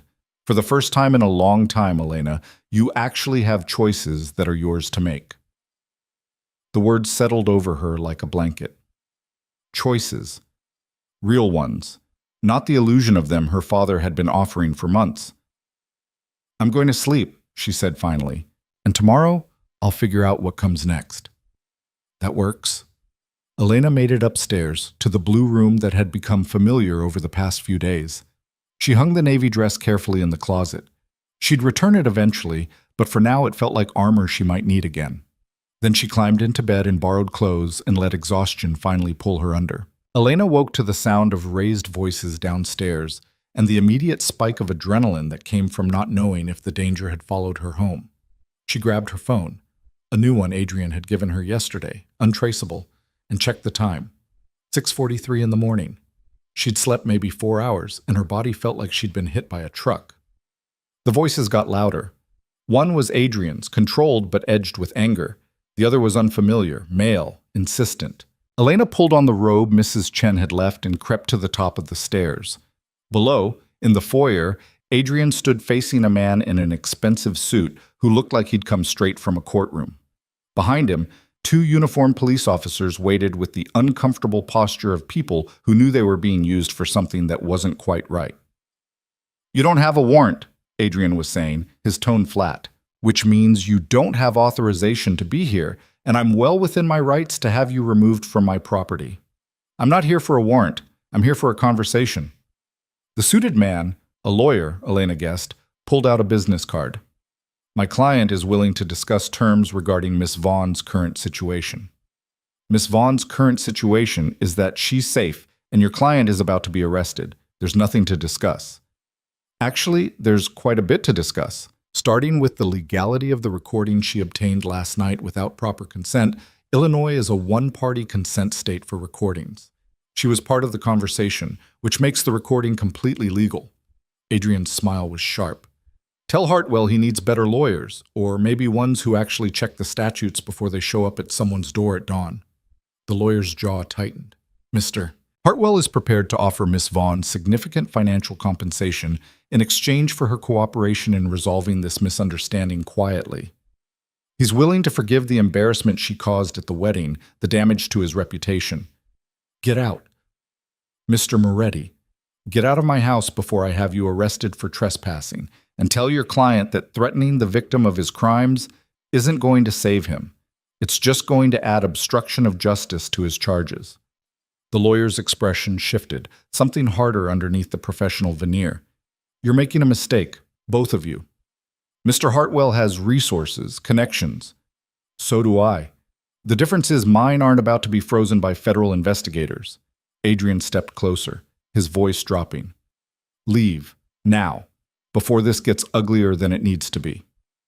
For a moment, the 2 men stared at each other, some wordless battle of wills playing out. Then the lawyer turned sharply and walked out, the police officers following without a word. The door closed, and Adrian locked it with deliberate care before pulling out his phone. "Yeah, it's me," he said into it. "Hartwell just sent his lawyer and 2 cops, probably ones on his payroll, to my house. I need you to accelerate the timeline on those warrants. I don't care what you have to do, just move faster. He's getting desperate." Pause. "Good. Keep me updated." He ended the call and turned to find Elena on the stairs. "You heard that?" he asked. "Hard not to." Elena came down the rest of the way. "He sent police?" "He sent people wearing police uniforms. Whether they were actually on duty or just doing him a favor is something the department can sort out later." Adrian's expression was grim. "But it confirms what I suspected. Hartwell knows he's in trouble, and he's trying to contain it before the walls close in completely. By threatening me? By offering you money first, then threatening you when that doesn't work. It's a pattern with men like him. They can't imagine that someone would choose integrity over a payoff." Adrian moved toward the kitchen. "Coffee? Please." They sat at the kitchen island while Mrs. Chen bustled around making breakfast neither of them had asked for, but both needed. The normalcy of eggs and toast felt absurd, given that Marcus Hartwell's lawyer had just been at the door, but Elena ate anyway, her body grateful for fuel even if her mind was racing. "What did he mean about financial compensation?" Elena asked between bites. "Probably a lowball offer wrapped in legal language.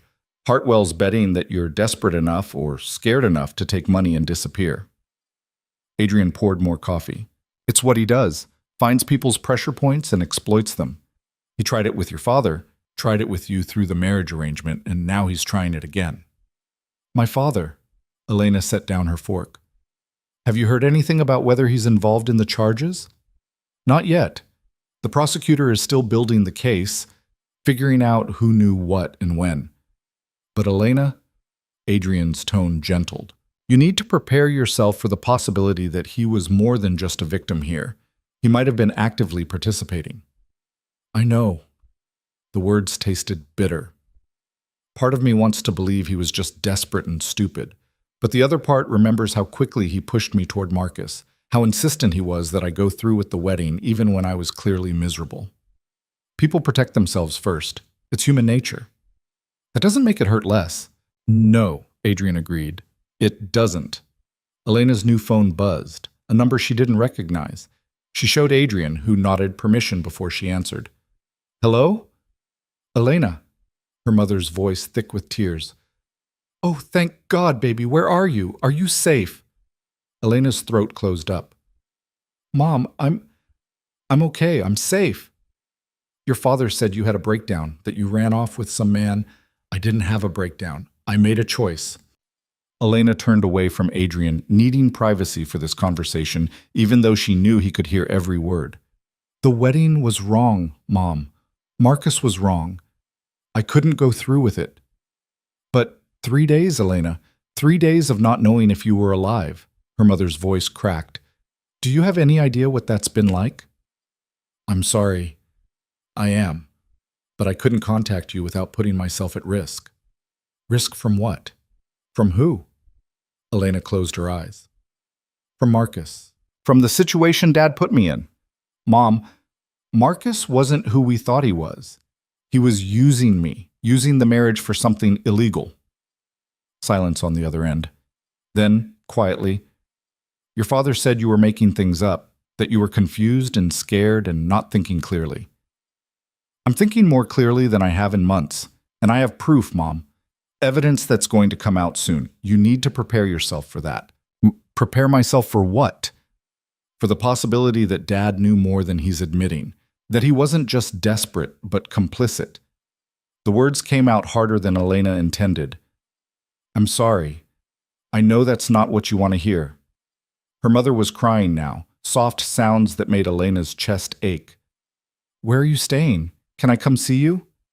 Not yet. Soon, I promise, but right now it's safer if you don't know where I am. Are you with that man? The one from the church? Elena glanced at Adrian, who was very deliberately focused on his coffee. Yes, he's helping me, keeping me safe. Are you? Her mother couldn't quite finish the question. It's not like that. He's just helping me do the right thing. Elena wasn't sure why she felt compelled to clarify. I'll call you again soon. I love you. I love you too, baby. Please be careful. Elena ended the call and found her hands shaking. Adrian slid a glass of water across the counter without comment. She thinks I'm crazy, Elena said. She thinks you're her daughter, and she's scared. That's different. My father's been controlling the narrative, telling her I'm unstable, that I'm making things up.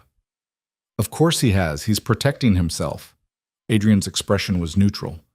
But she called you. That means part of her doesn't believe his version. The phone rang again almost immediately. Elena checked the screen. Her father this time. She rejected the call. He'll keep trying, Adrian said. Let him. Elena silenced the phone completely. I said what I needed to say to him at the fundraiser. There's nothing else to talk about. The morning crawled by with agonizing slowness. Adrian spent most of it in his office, on calls Elena wasn't privy to, moving pieces on board she couldn't see. She tried to read, tried to watch television, tried to do anything that would stop her mind from running through every possible worst-case scenario. Around noon, Adrian emerged looking satisfied in a way that made Elena nervous. The warrants came through, he said. Federal agents are executing them now. Hartwell's office, his home, his warehouse facilities. Everything. Elena's stomach dropped. So it's really happening. It's really happening. Adrian pulled up something on his phone, showed her a news alert, and it's already hitting the media. The headline read, Chicago businessman Marcus Hartwell under federal investigation for money laundering. Below it, a photo of federal agents outside Hartwell's downtown office building. They moved fast, Elena said. They had to.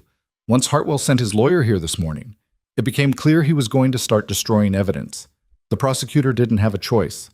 Adrian scrolled through more alerts. Your name isn't mentioned yet, but it will be eventually. You need to decide how you want to handle that. Handle what? The media attention. When this goes to trial, you'll be a witness. That means reporters digging into your background, asking questions, camping outside wherever you're living. He looked up from his phone. I can help manage some of that. Keep them away from you physically. Make sure you have security. but I can't make the attention go away completely. Elena hadn't thought about that part. Hadn't considered that stopping Marcus would mean making herself visible in ways she'd never wanted. "What if I don't testify?" she asked. "You said the evidence was strong enough without me." "It is. The recording, the financial records I've been gathering, the testimony from other victims, it's enough to convict him. But having you there, having his intended victim tell the jury what he planned to do, that's powerful. That's the difference between him getting 15 years and him getting 30. So it's my choice, but one choice is clearly better. One choice serves justice more directly, yes, but that doesn't mean it's the right choice for you personally." Adrian set down his phone.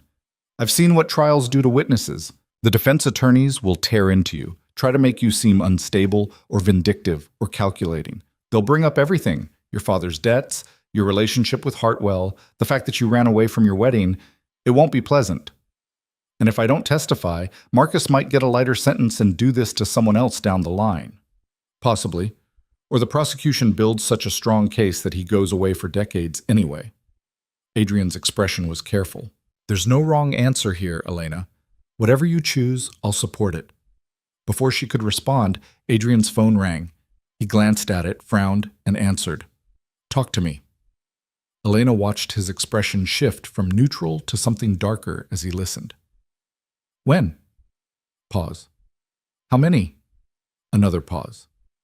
"All right. Yes. Do it." He ended the call and looked at Elena with an intensity that made her nervous. "What happened?" "Federal agents just arrested your father." The words hit like a physical blow. Elena sat down hard in the nearest chair. "What?" "Apparently when they searched Hartwell's records, they found evidence of your father actively facilitating some of the transactions. Not just accepting money, but helping move it through shell companies. He's being charged as an accomplice." Elena's vision blurred at the edges. She'd known this was possible, had tried to prepare herself for it. But knowing intellectually that your father might be a criminal and hearing that he'd been arrested were two completely different things. "My mother," she managed. "She's alone. She can't handle this. I'll send someone to check on her. Make sure she's okay. Help her find a lawyer if she needs one."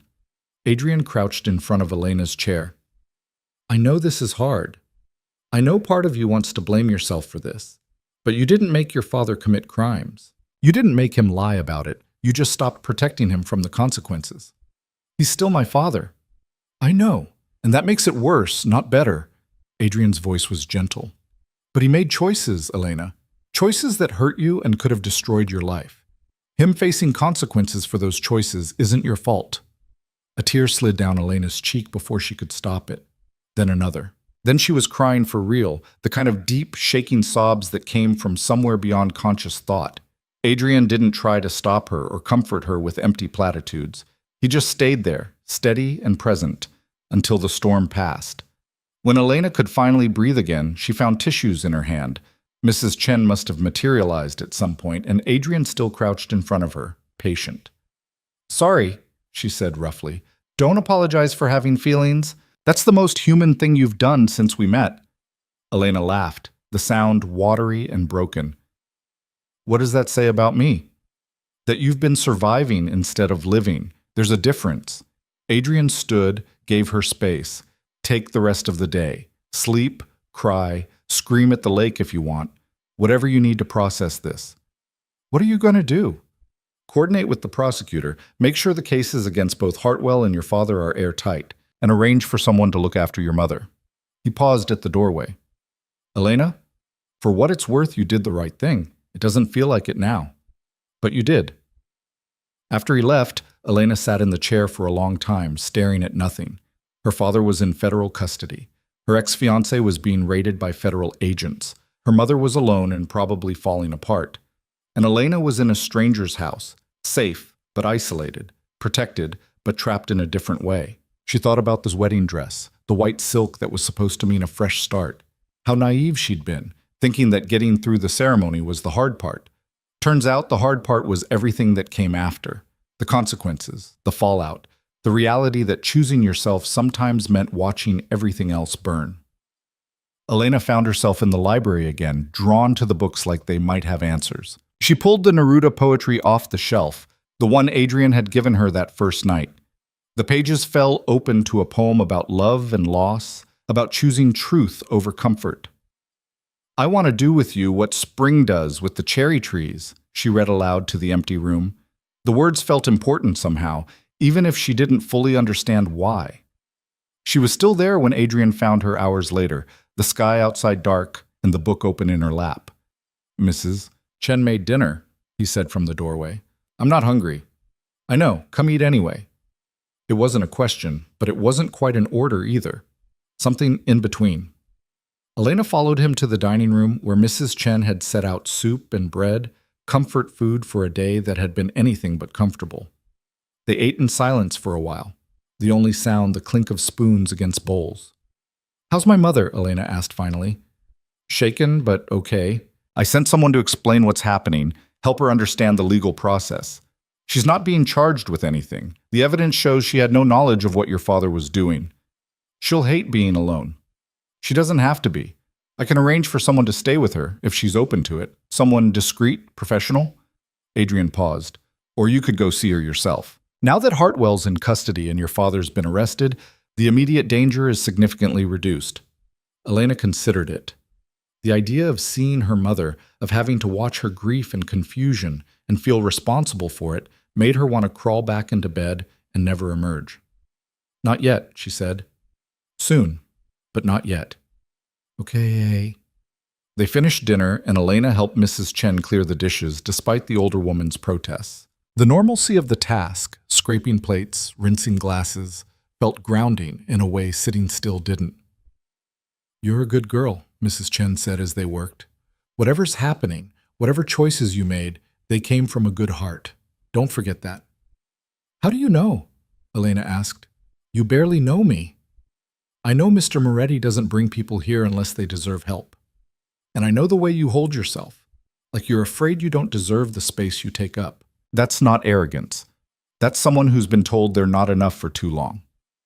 The observation was so accurate it took Elena's breath away. She'd spent her whole life trying to be smaller, quieter, less trouble, trying to earn the right to exist in her own life. "Thank you," she managed. Mrs. Chen patted her hand. "You're welcome, dear. Now go rest. Tomorrow will be easier." But tomorrow wasn't easier. Tomorrow brought new headlines, new details about the charges against Marcus and her father, new speculation about Elena's role in the investigation. Someone had leaked her name, probably one of Hartwell's people trying to paint her as a vindictive ex-fiancée rather than a victim.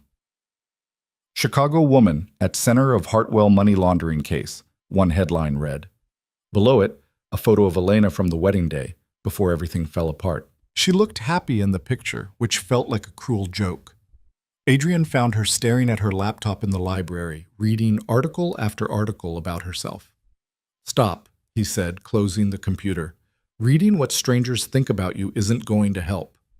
They're saying I made it up, that I'm bitter about Marcus ending things, and this is revenge. They're saying what Hartwell's PR team is feeding them. It doesn't make it true." Adrian pulled up a chair beside her. "The prosecutor is holding a press conference this afternoon. She's going to lay out the actual evidence, make it clear this isn't about a relationship gone wrong. It's about systematic criminal activity." "Will that help?" "It won't make the speculation go away completely, but it'll give the media a different narrative to focus on." He paused. "The prosecutor wants to know if you're willing to make a statement. Not an interview, just a prepared statement read by her office, clarifying your position." "What would I even say?" "The truth. That you discovered evidence of criminal activity, that you reported it to the proper authorities, and that you're cooperating fully with the investigation. Short, clear, factual." Adrian pulled out his phone, showed her a draft. Something like this. Elena read it over. The words were simple, almost boring in their lack of drama. But that was probably the point. Take the emotion out of it. Make it about facts instead of feelings. "Okay," she said. "Tell her she can use it." The press conference happened at 2. Elena and Adrian watched it together on the living room television. The prosecutor, a severe woman named Patricia Brennan, standing at a podium surrounded by federal agents. Today we are announcing charges against Marcus Hartwell and Thomas Vaughn for their roles in a sophisticated money laundering operation that moved over $50 million through fraudulent accounts over the past 3 years, Brennan began. Her voice was clipped, professional. These charges are the result of a lengthy investigation involving multiple law enforcement agencies and the cooperation of several witnesses, including Miss Elena Vaughn. She went on to detail the charges: conspiracy to commit money laundering, wire fraud, tax evasion, obstruction of justice. Each count carried significant prison time. Then she read Elena's statement, her tone making it clear this was fact, not opinion. Miss Vaughn discovered evidence of suspicious financial activity and immediately reported it to the appropriate authorities. She has cooperated fully with our investigation and will continue to do so as this case moves forward. Any suggestion that her actions were motivated by personal grievance rather than public interest is categorically false and unsupported by the evidence. The reporters erupted with questions, but Brennan shut them down with practiced efficiency. The press conference ended and Adrian muted the television. "Well?" he asked. "Well what? How do you feel?" Elena thought about it. "Exposed. Like everyone in the city is picking apart my life, deciding whether I'm credible or vindictive or just stupid. That's fair, but also relieved, I guess, that someone official is saying I'm not crazy, that what I saw was real." "It was real. It is real." Adrian stood, paced to the window. "The trial's going to be months away. Probably early next year. Between now and then, the prosecution will want to meet with you several times, go over your testimony, prepare you for cross-examination.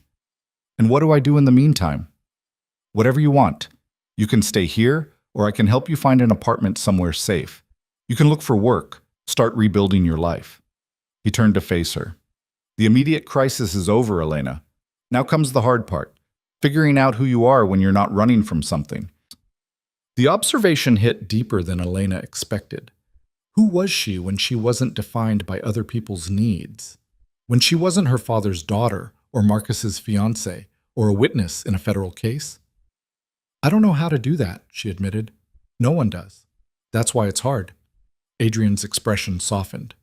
"But you've got time, and you've got space. Use them." Over the next week, Elena tried to do exactly that. She started small. Walks around the property in the early morning, the cold air sharp in her lungs. Reading books from Adrian's library without any particular goal beyond enjoying the stories. Calling her mother every day. Short conversations that were awkward and painful but necessary. Her mother was staying with her sister in Wisconsin, away from the media circus in Chicago. She sounded older on the phone, more fragile than Elena had ever heard her. "Your father keeps calling," she said during one conversation. "From jail. He wants to talk to you." "I'm not ready for that." "He says he's sorry, that he never meant for things to go this far." "Mom?" Elena kept her voice gentle but firm. He knew what he was doing. Maybe he didn't understand all the details, but he knew enough. He chose this. He chose to save our family. He chose to save himself and told himself it was for us. There's a difference. Elena closed her eyes. "I love you, but I can't pretend Dad's the victim here. Not when I was the one he was willing to sacrifice." Her mother was quiet for a long time. Then, softly, I know, baby. I'm not ready to accept it yet." "That's okay. Take your time." But even as Elena told her mother to take time, she found herself struggling with the same thing. Accepting that the man who'd raised her, who taught her to ride a bike and helped her with homework and walked her down that aisle, was also someone who'd been willing to use her for his own survival. Both things were true, and holding them together made her head hurt. Adrian gave her space, but he was there when she needed him, appearing with coffee when she couldn't sleep, suggesting books when she seemed restless, challenging her to chess games that he won infuriatingly often. "You're letting me win," Elena accused after he checkmated her for the 3rd time in a row. "I'm absolutely not. You're just not thinking 3 moves ahead yet." Adrian reset the board. "Try again." She did, and lost again, and again. Until finally, on the 7th game, she saw an opening he'd left and took it, her queen sliding across the board to trap his king. "Checkmate," she said, surprised. Adrian leaned back, a genuine smile crossing his face. "There you go. Knew you had it in you." You let me win that one. I didn't, you earned it. He started putting the pieces away. You're learning how to see the whole board instead of just the next move. That's good. You'll need that skill. For what? For life. For the trial. For whatever comes next. Adrian's expression turned serious. You're not going to be able to control everything that happens, Elena. But you can learn to anticipate it, plan for it, position yourself so you've got options when things go wrong. Is that how you live? Always planning for disaster?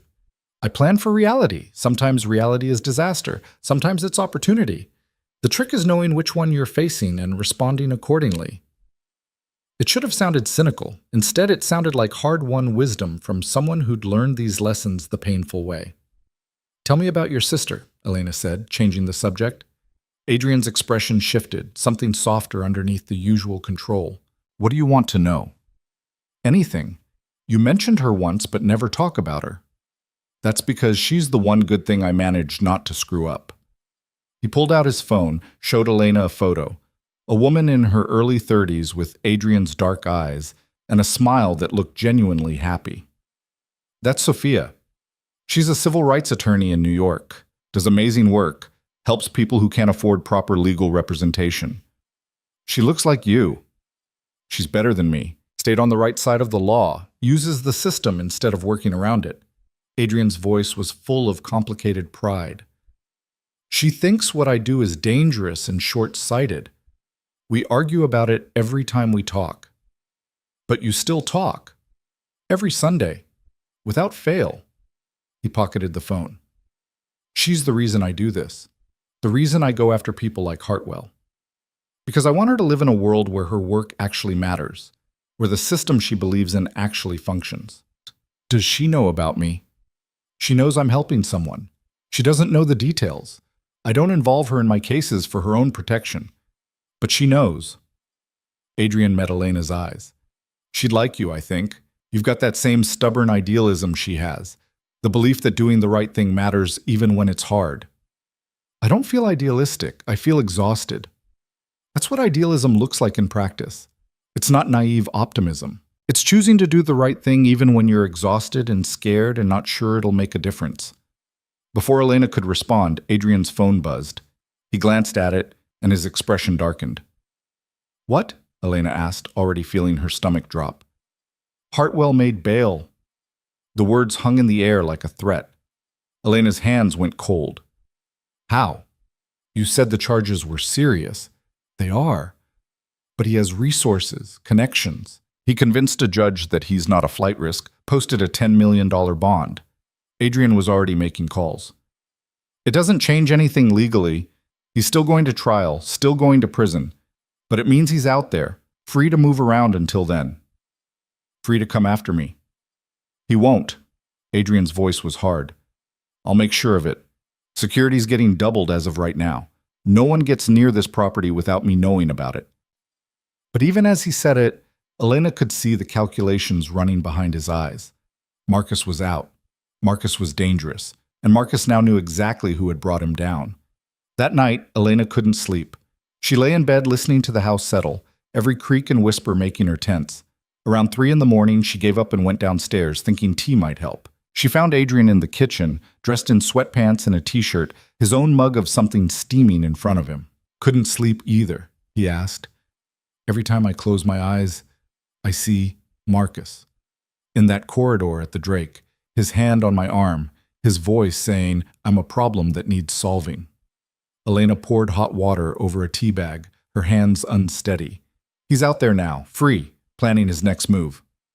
Probably, but he's also being monitored. Ankle bracelet, travel restrictions, regular check-ins with his bail supervisor. He's not as free as you think. He's free enough. Adrian didn't argue with that. Instead, he gestured to the chair across from him. Elena sat, cradling her mug. Tell me something true, she said suddenly. What? Something true about you. Something you don't usually tell people. Elena wasn't sure where the request came from, but suddenly it felt important. I feel like I know all these tactical things about you, how you operate, how you think, but I don't know you. Adrian was quiet for a long moment, his fingers wrapped around his mug. Then, I'm afraid. Of what? That someday I'm going to become the thing I fight against. That the line between stopping bad people and being a bad person myself is thinner than I want to believe. He met her eyes. I tell myself I'm different because my motives are pure, because I only target people who deserve it. But motive doesn't change action, and eventually, good intentions stop mattering. The honesty was raw, unfiltered. Elena had never heard him sound uncertain before. Why are you telling me this? She asked. Because you asked for something true, and because you deserve to know who you're trusting. Adrian took a sip of his drink. I'm not a hero, Elena. I'm just someone who's good at justifying questionable choices by pointing at worse ones. You saved me. I used you to get to Hartwell. The fact that saving you was part of that doesn't make it purely altruistic. I don't believe that. Elena leaned forward. You could have just taken the evidence I gave you and sent me away. You didn't have to keep me safe, didn't have to care whether Hartwell came after me. But you did. That's not using someone, that's protecting them. Maybe. Or maybe I'm just good at convincing both of us that I'm better than I am. They sat in silence for a while, drinking tea, the darkness outside absolute. Finally, Elena spoke. I don't think you're a bad person. I think you're someone who's seen enough darkness that you've learned to use it. There's a difference. Is there? Yes. Elena was surprised by how certain she sounded. Because darkness that consumes you turns you into what you hate. Darkness you learn to use? That's just a tool. And tools aren't good or evil. They're just effective or not. Adrian's smile was small and sad. You sound like Sophia. She says the same thing, more or less. Then maybe your sister and I are both right. Maybe. They talked until dawn started lightening the sky, about Adrian's childhood, about Elena's college years, about the small moments that shaped them into who they'd become. It wasn't flirting, wasn't romance. It was something else, something deeper and stranger and more honest than either of them had planned.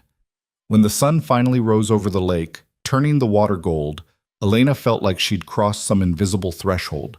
Not into safety or resolution, but into a different kind of truth, one that acknowledged fear and danger and uncertainty, but chose to keep moving forward anyway.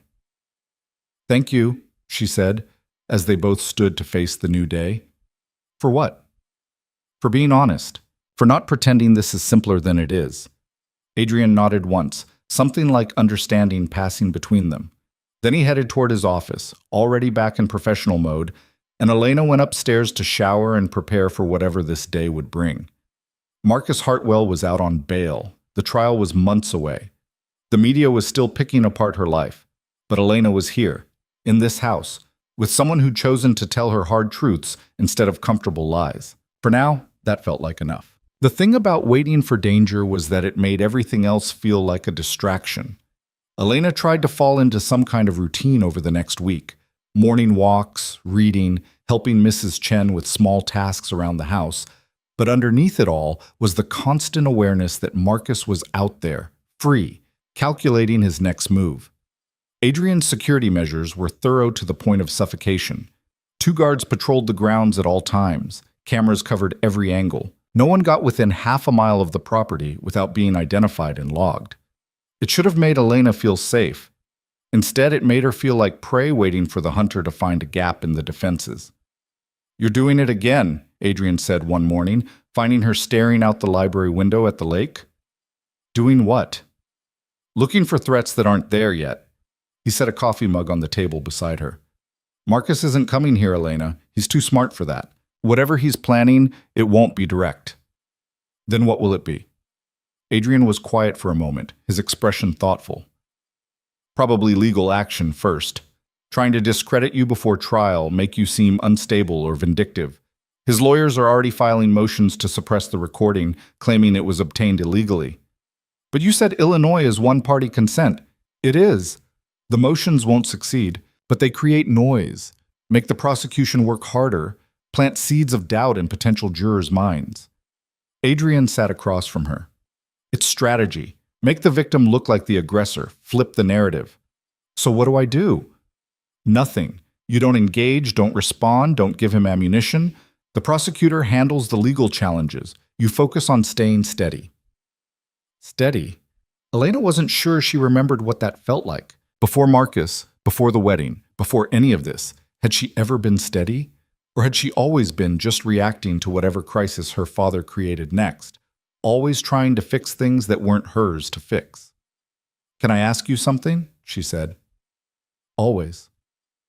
That first day, in the church, you said you'd been investigating Marcus for months, but you didn't have to pull me out. You could have just documented everything, built your case, let me marry him, and used me as evidence later. Elena met his eyes. "Why didn't you?" Adrian was quiet for a long moment, his coffee forgotten. "You want the honest answer, or the one that makes me look better?" "Honest. Because I saw you walking down that aisle looking like you were going to your own execution, and I remembered what it felt like to be trapped by other people's choices." His voice was level, but something underneath it wasn't. "My father got killed because he wouldn't play the game the way the people in power wanted him to. And my mother died with him because she was in the wrong place at the wrong time. I was 19 and I couldn't do anything about it. Couldn't save them, couldn't stop it, couldn't even get justice after." "Adrian, I'm not telling you this for sympathy. I'm telling you because when I saw you in that church, I saw someone who was about to disappear into a life designed by other people. And I knew if I let that happen, if I used you the way I could have, I'd be just another person making choices for you instead of giving you the chance to make your own." He picked up his coffee, took a sip. "So yeah, pulling you out was partially strategic, but it was also personal. I wanted you to have the choice I didn't get to give my parents." Elena felt something shift in her chest, a recognition of shared damage. "Thank you for that, for giving me the choice. You gave yourself the choice when you took my hand. I just provided the exit." They sat in comfortable silence until Adrian's phone buzzed. He glanced at it, and his expression hardened immediately. "What is it?" "Your father's lawyer just filed for a plea deal." Elena's stomach dropped. "What kind of deal?" "Testimony against Hartwell in exchange for reduced charges. He's offering to detail every transaction he facilitated, every meeting he attended, everything he knows about the operation." Adrian scrolled through more information. "It's actually a strong offer. If the prosecutor accepts it, your father could be looking at probation instead of prison time. In exchange for betraying Marcus. In exchange for finally telling the truth about what he was involved in." Adrian looked up. "How do you feel about that?" "I don't know." Elena stood, paced to the window. "Part of me thinks he should face the full consequences of what he did, but another part, he's still my father. If he can avoid prison, isn't that better?" "Better for who? For him? Absolutely. For you? I don't know. Does watching your father escape serious punishment by selling out his co-conspirator help you heal from what he put you through?" The question was harder than it should have been.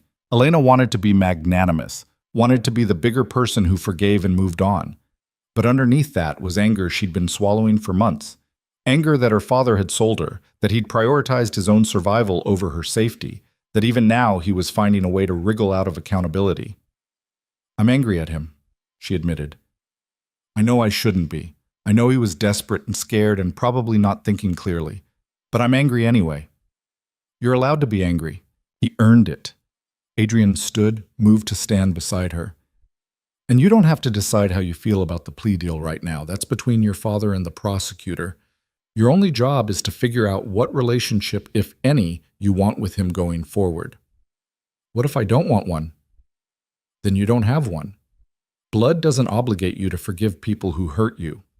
The permission in those words felt enormous. Elena had spent her whole life being told that family was everything, that loyalty was paramount, that you forgave family no matter what. Hearing someone say she didn't have to felt like being given permission to breathe. "My mother called yesterday," Elena said. "She wants me to visit. Says my father is asking about me, wants to explain himself."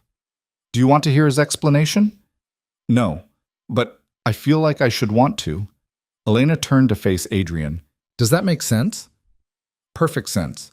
We're supposed to want reconciliation, supposed to believe people can change. Sometimes they can, but sometimes they just get better at apologizing while continuing to do the same harmful things." Adrian's expression was serious. "Only you can decide if your father's apology is worth hearing, but make that decision for yourself, not because you think you're supposed to give him another chance." Elena's phone rang before she could respond. Her mother again. She let it go to voicemail, not ready for that conversation yet. The days started blurring together. Elena met with the prosecutor twice more, going over her testimony in excruciating detail. Patricia Brennan was thorough and merciless, asking the kinds of questions that made Elena's defenses rise. "Why did you agree to marry Marcus Hartwell if you didn't love him?" Brennan asked during one session. "Because my father needed me to. Because I thought I didn't have a choice." "But you did have a choice. You could have said no." "And then what? My father loses everything. My mother loses her home. I carry the guilt of destroying my family." Elena's hands clenched in her lap. "That's not really a choice. That's just picking which kind of pain you can live with." Brennan's expression softened slightly. "That's good. Use that in your testimony. The defense is going to try to paint you as a willing participant who only turned on Hartwell when the relationship ended. You need to make the jury understand the position you were in. I was trapped. Then help them feel that. Not just understand it intellectually, but feel it." Brennan closed her file. "The trial's set for late February, 3 months from now. Between now and then, I need you to stay out of trouble, stay away from Hartwell, and don't talk to anyone about the case except me and your own lawyer." "I don't have a lawyer." "Then get one. Adrian can recommend someone." Which is how Elena found herself sitting in a downtown office 2 days later, across from a woman named Rachel Torres, who specialized in representing witnesses in high-profile cases. "Your role is simple," Rachel explained. "You testify truthfully, you don't embellish, and you don't let the defense rattle you. They're going to try to make you angry or make you cry or make you contradict yourself. Your job is to stay calm and stick to the facts." "What if I can't?" "Then we practice until you can. I've worked with dozens of witnesses, Elena. You're stronger than you think." Rachel pulled out a legal pad. "Let's start with the basics. Tell me about the first time you suspected something was wrong with Hartwell's business." They talked for 2 hours, Rachel taking notes and occasionally stopping Elena to clarify details. By the end, Elena's head hurt and her voice was hoarse, but she felt slightly more prepared for what was coming. "One more thing," Rachel said as they wrapped up. "There's going to be media attention, probably a lot of it. I can help you manage that, teach you how to handle reporters, what to say and not say. But ultimately, you need to decide how public you want to be about this." "I don't want to be public at all." "That's not an option, unfortunately. The trial's going to be covered extensively, but you can control how much you engage. No interviews, no statements beyond what the prosecutor approves, no social media." Rachel's expression was kind but firm. "Make yourself boring to journalists. Give them nothing to write about except your court testimony." Elena left the office feeling simultaneously more prepared and more anxious. Everything was moving toward this trial, this moment where she'd have to stand in front of strangers and explain how she'd almost married a criminal, how her own father had facilitated it, how she'd been too scared and trapped to see a way out until Adrian appeared. She was walking to Adrian's car. He'd insisted on driving her, security concerns, when she saw him, Marcus, standing across the street watching her with that same calculating expression he'd worn in the hotel corridor. Elena froze. Her hand went to her phone automatically, but before she could call Adrian, Marcus crossed the street, moving with deliberate calm. "Elena, we need to talk." "Stay away from me." Her voice came out steadier than she felt. "You're violating your bail conditions just being near me. I'm on a public sidewalk. I have every right to be here." Marcus stopped a few feet away, close enough to talk, but not close enough to be threatening. 5 minutes. That's all I'm asking. I don't owe you 5 seconds. You owe me an explanation. You owe me the truth about why you destroyed everything we built together." The audacity of it, framing this as something she'd destroyed, something they'd built together, made Elena's anger spike. "We didn't build anything. You constructed a trap and I almost walked into it. I loved you. You loved what I could do for you, the credentials I could provide, the legitimacy I could give your operation." Elena took a step back, creating distance. "But you never loved me. You don't even know me." Marcus's expression flickered, frustration or anger, something he was working to control. "I'm trying to make this easier for both of us. The trial doesn't have to happen. We can both walk away, start over. You're facing federal charges. There is no walking away." There could be. If you recanted your testimony, admitted you misunderstood what you saw, you want me to lie for you after everything you did? Elena laughed, the sound sharp. You really don't know me at all. Elena, please, think about what this trial is going to do to you. The media attention, the scrutiny, having your entire life picked apart by strangers. Is that really worth it? Just to punish me for trying to help your family? Help my family.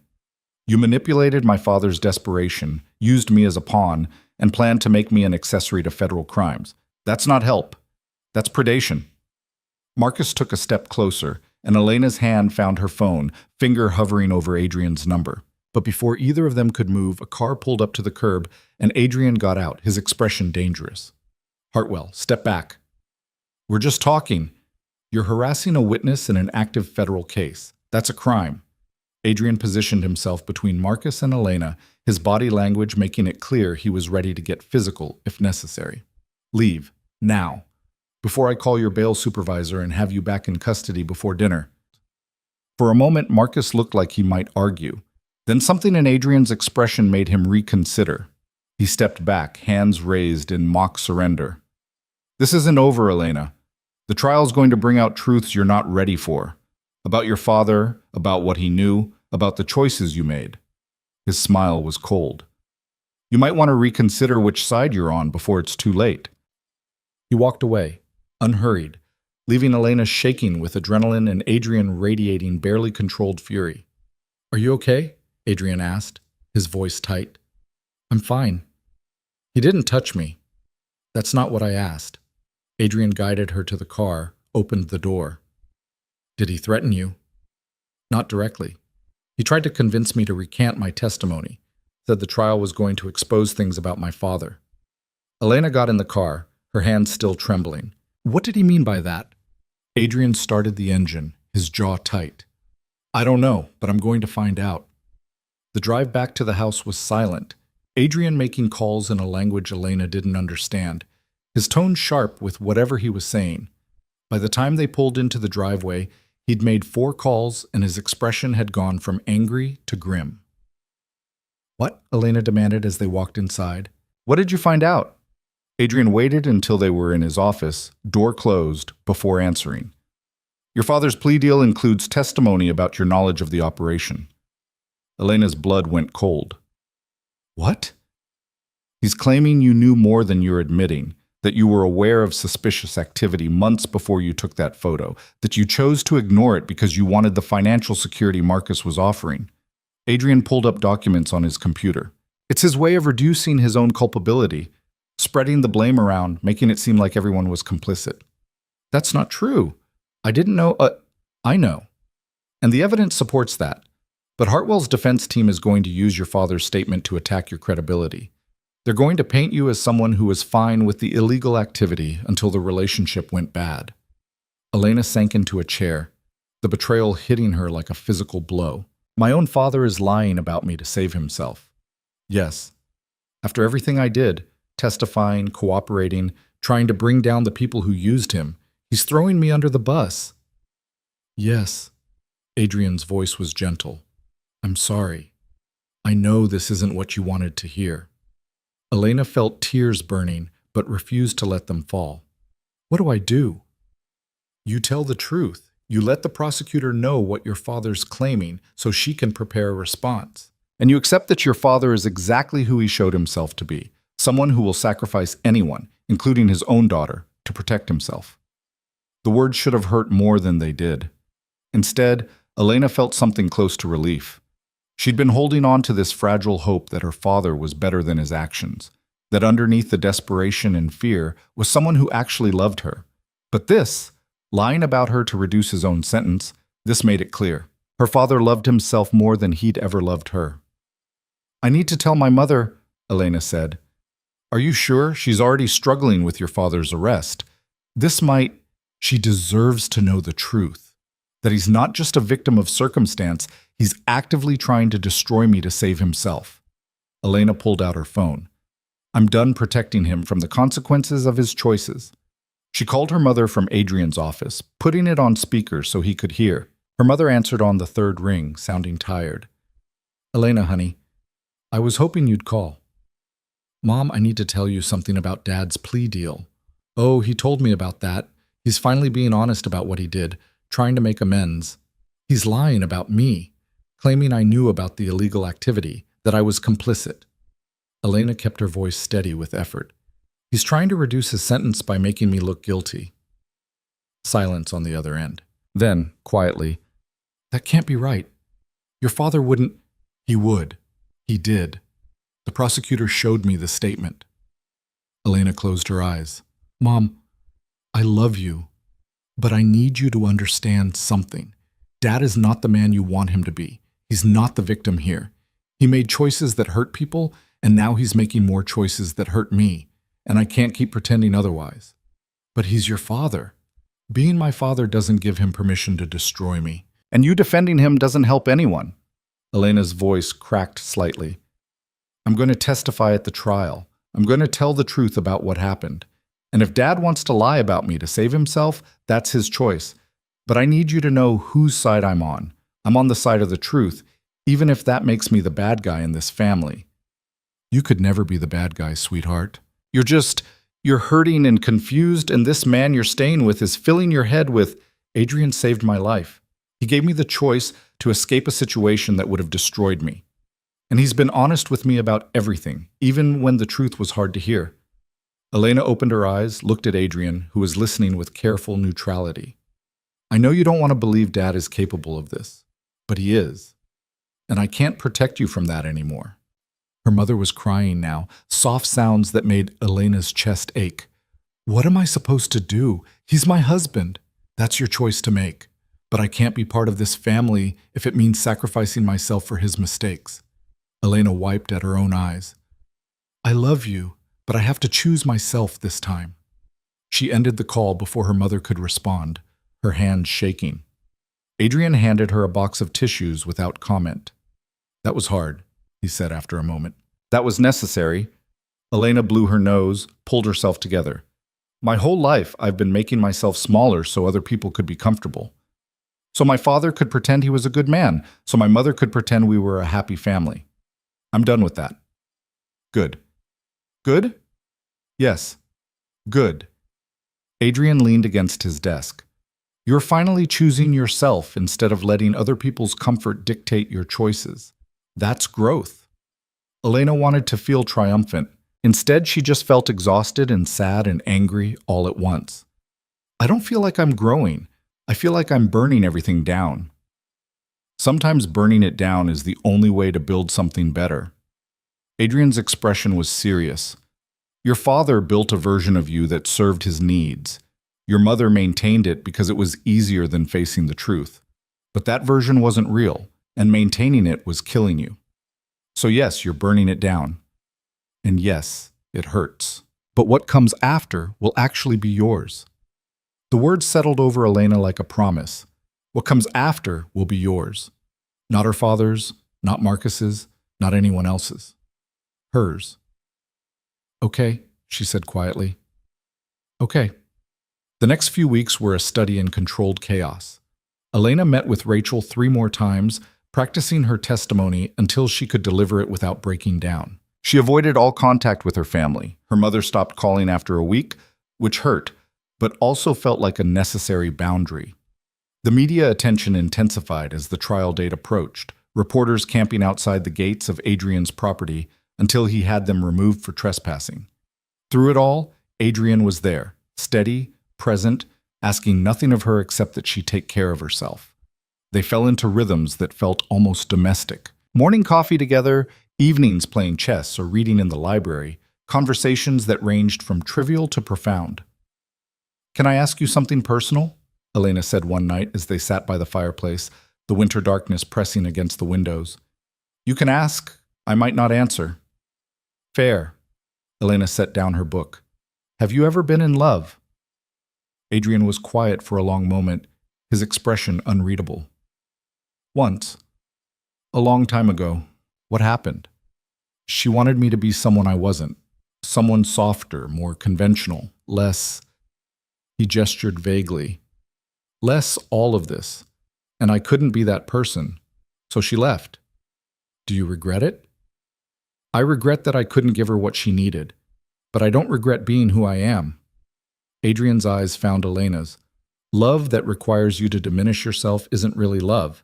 It's just another form of control. The observation hit close to home. Elena thought about Marcus, about how his version of love had required her to be smaller, quieter, more convenient. About how her father's love had come with conditions she could never quite meet. "What about you?" Adrian asked. "Have you been in love?" "I thought I was once. In college. But looking back, I think I was just in love with the idea of being chosen." Elena pulled her knees up to her chest. "He was popular and charming, and everyone wanted him, and he chose me. That felt like winning, somehow, like proof I was worth something. And then? And then he graduated and moved to California for a job, and I realized he'd never actually asked me to come with him, never considered that I might be part of his future. I was just the girlfriend who made college more fun." Elena smiled sadly. "Turns out, being chosen doesn't mean much if you're not actually valued. You're valued now." The words were simple, matter of fact, but they landed with weight. Elena looked at Adrian, really looked at him. This man who'd pulled her out of a church, kept her safe, given her the tools to fight back, asked nothing in return except that she be honest. "Thank you," she said quietly. "For what?" "For seeing me, the real me, not the version other people needed me to be." Adrian's expression softened in a way she'd rarely seen. "You make it easy." The moment stretched between them, charged with something neither of them was ready to name. Then Adrian's phone buzzed, breaking the spell. He glanced at it and stood abruptly. "The prosecutor needs me to verify some evidence. I'll be in my office if you need anything." He left, and Elena sat alone by the fire, her heart doing complicated things in her chest. She wasn't falling for Adrian. She couldn't be. That would be absurd, transferring her dependence from one man to another, trading one cage for a different kind. Except it didn't feel like dependence. It felt like recognition, like finding someone who understood the language she spoke, who didn't require translation or performance or diminishment. Elena shook her head, stood, went to bed. She had a trial to prepare for, a future to build. She didn't have time for complicated feelings about the man who'd saved her. But as she lay in the dark, staring at the ceiling, she couldn't quite convince herself that what she felt was simple gratitude. And she wasn't sure if that was terrifying or exactly what she needed. The trial was 6 weeks away. Marcus was out on bail, probably planning his defense. Her father was lying about her to save himself. Her mother had chosen her husband over her daughter. And Elena was here, in this house, with this man, feeling more herself than she'd felt in years. She fell asleep trying to figure out if that was progress or just a different kind of trap. But somewhere in the darkness, she thought she heard the answer. It was both. And maybe that was okay. Maybe being fully yourself meant accepting that life was complicated and messy and didn't resolve into neat categories. Maybe it meant choosing the complicated mess that felt true over the simple lie that felt safe. Maybe it meant trusting herself enough to know the difference. The trial started on a Tuesday in late February, the kind of gray Chicago morning where the sky and the lake blurred into one continuous sheet of cold. Elena stood outside the federal courthouse watching people stream in, lawyers with their briefcases, reporters with their cameras. Spectators who'd lined up for seats like this was entertainment instead of her life being dissected in public. "You ready?" Adrian asked beside her. He'd insisted on coming despite not being allowed in the courtroom during her testimony. Said he'd wait outside every day if that's what it took. "No," Elena said honestly, "but I'm doing it anyway. That's all courage ever is."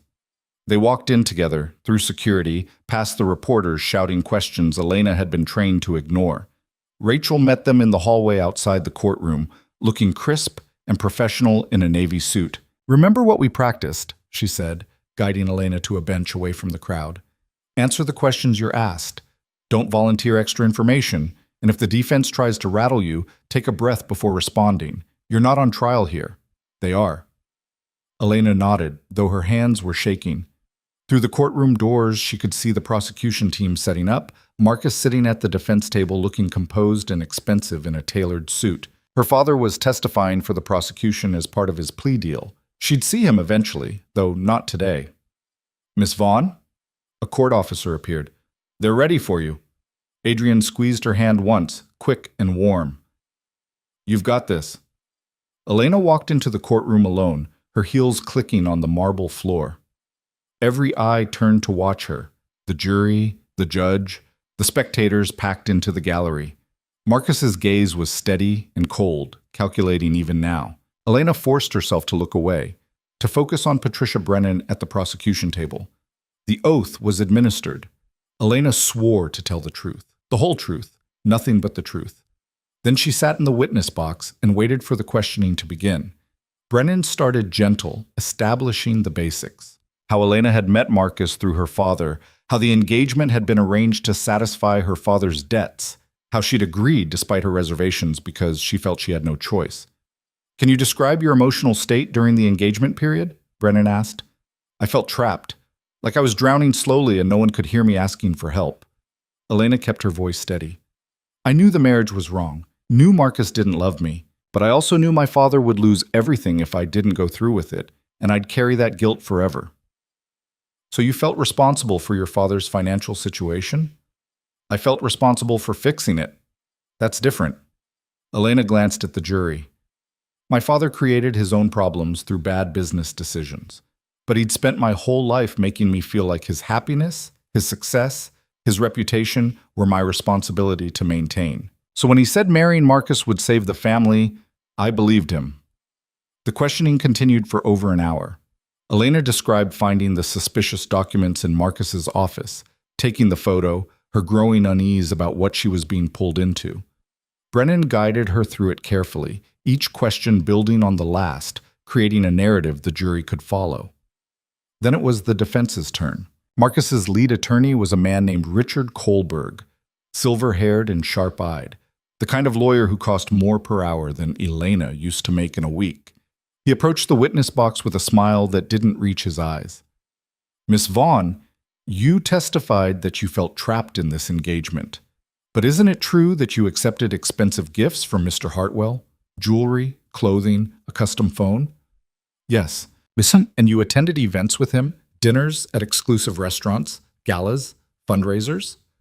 "Yes, because that's what fiancés do. It doesn't mean I wanted to be there." "But you never told Mr. Hartwell you were unhappy, did you? Never said you wanted to end the engagement?"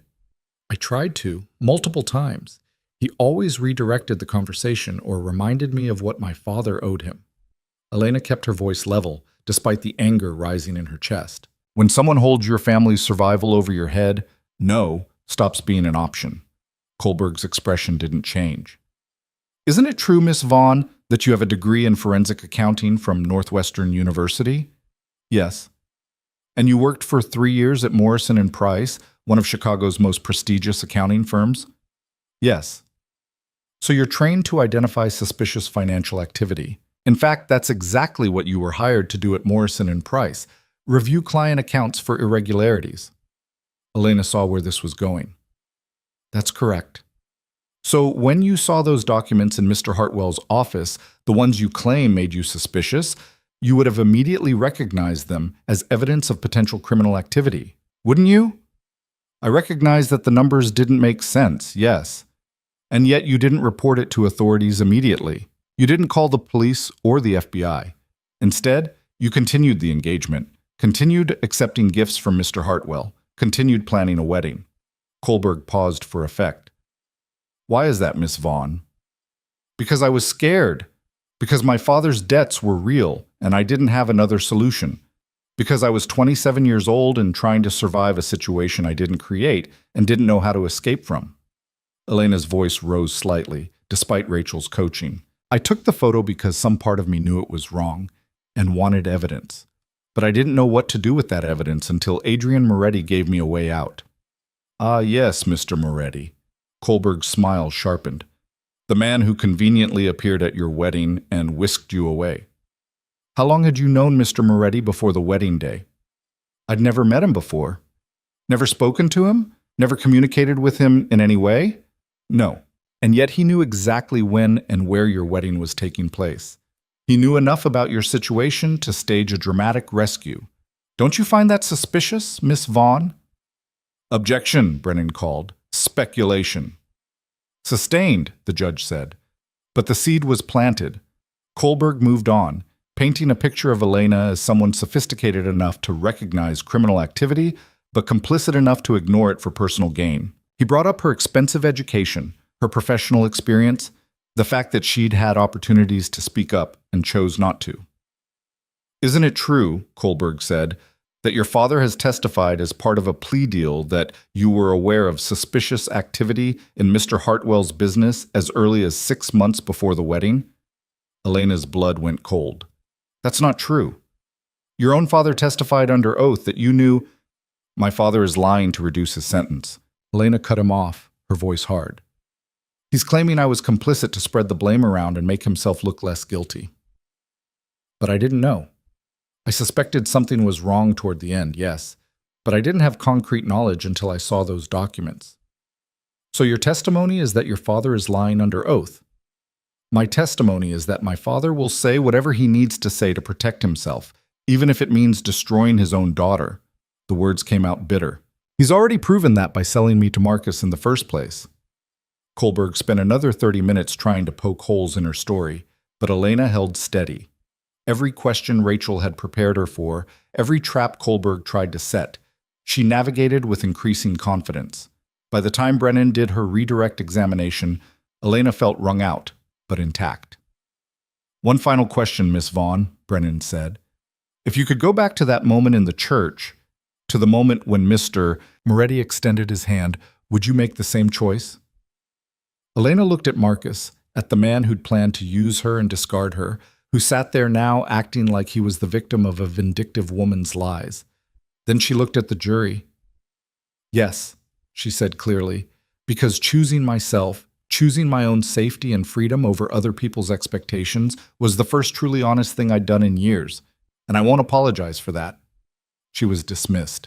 Elena walked out of the courtroom on shaking legs, past the reporters, past the spectators, into the hallway where Adrian was waiting exactly where she'd left him. "How did it go, yeah?" he asked. "I don't know. I think okay." Elena's adrenaline was crashing, leaving her lightheaded. "Kohlberg tried to make me look complicit, but I think the jury saw through it. At least I hope they did." "You did everything you could. Now we wait." Adrian guided her toward the exit. "Come on, let's get you out of here." The next 2 weeks of the trial were torture. Elena wasn't required to attend, but she found herself watching the news coverage obsessively, reading every article about the testimony. Her father took the stand on day 4, looking smaller than she remembered, older.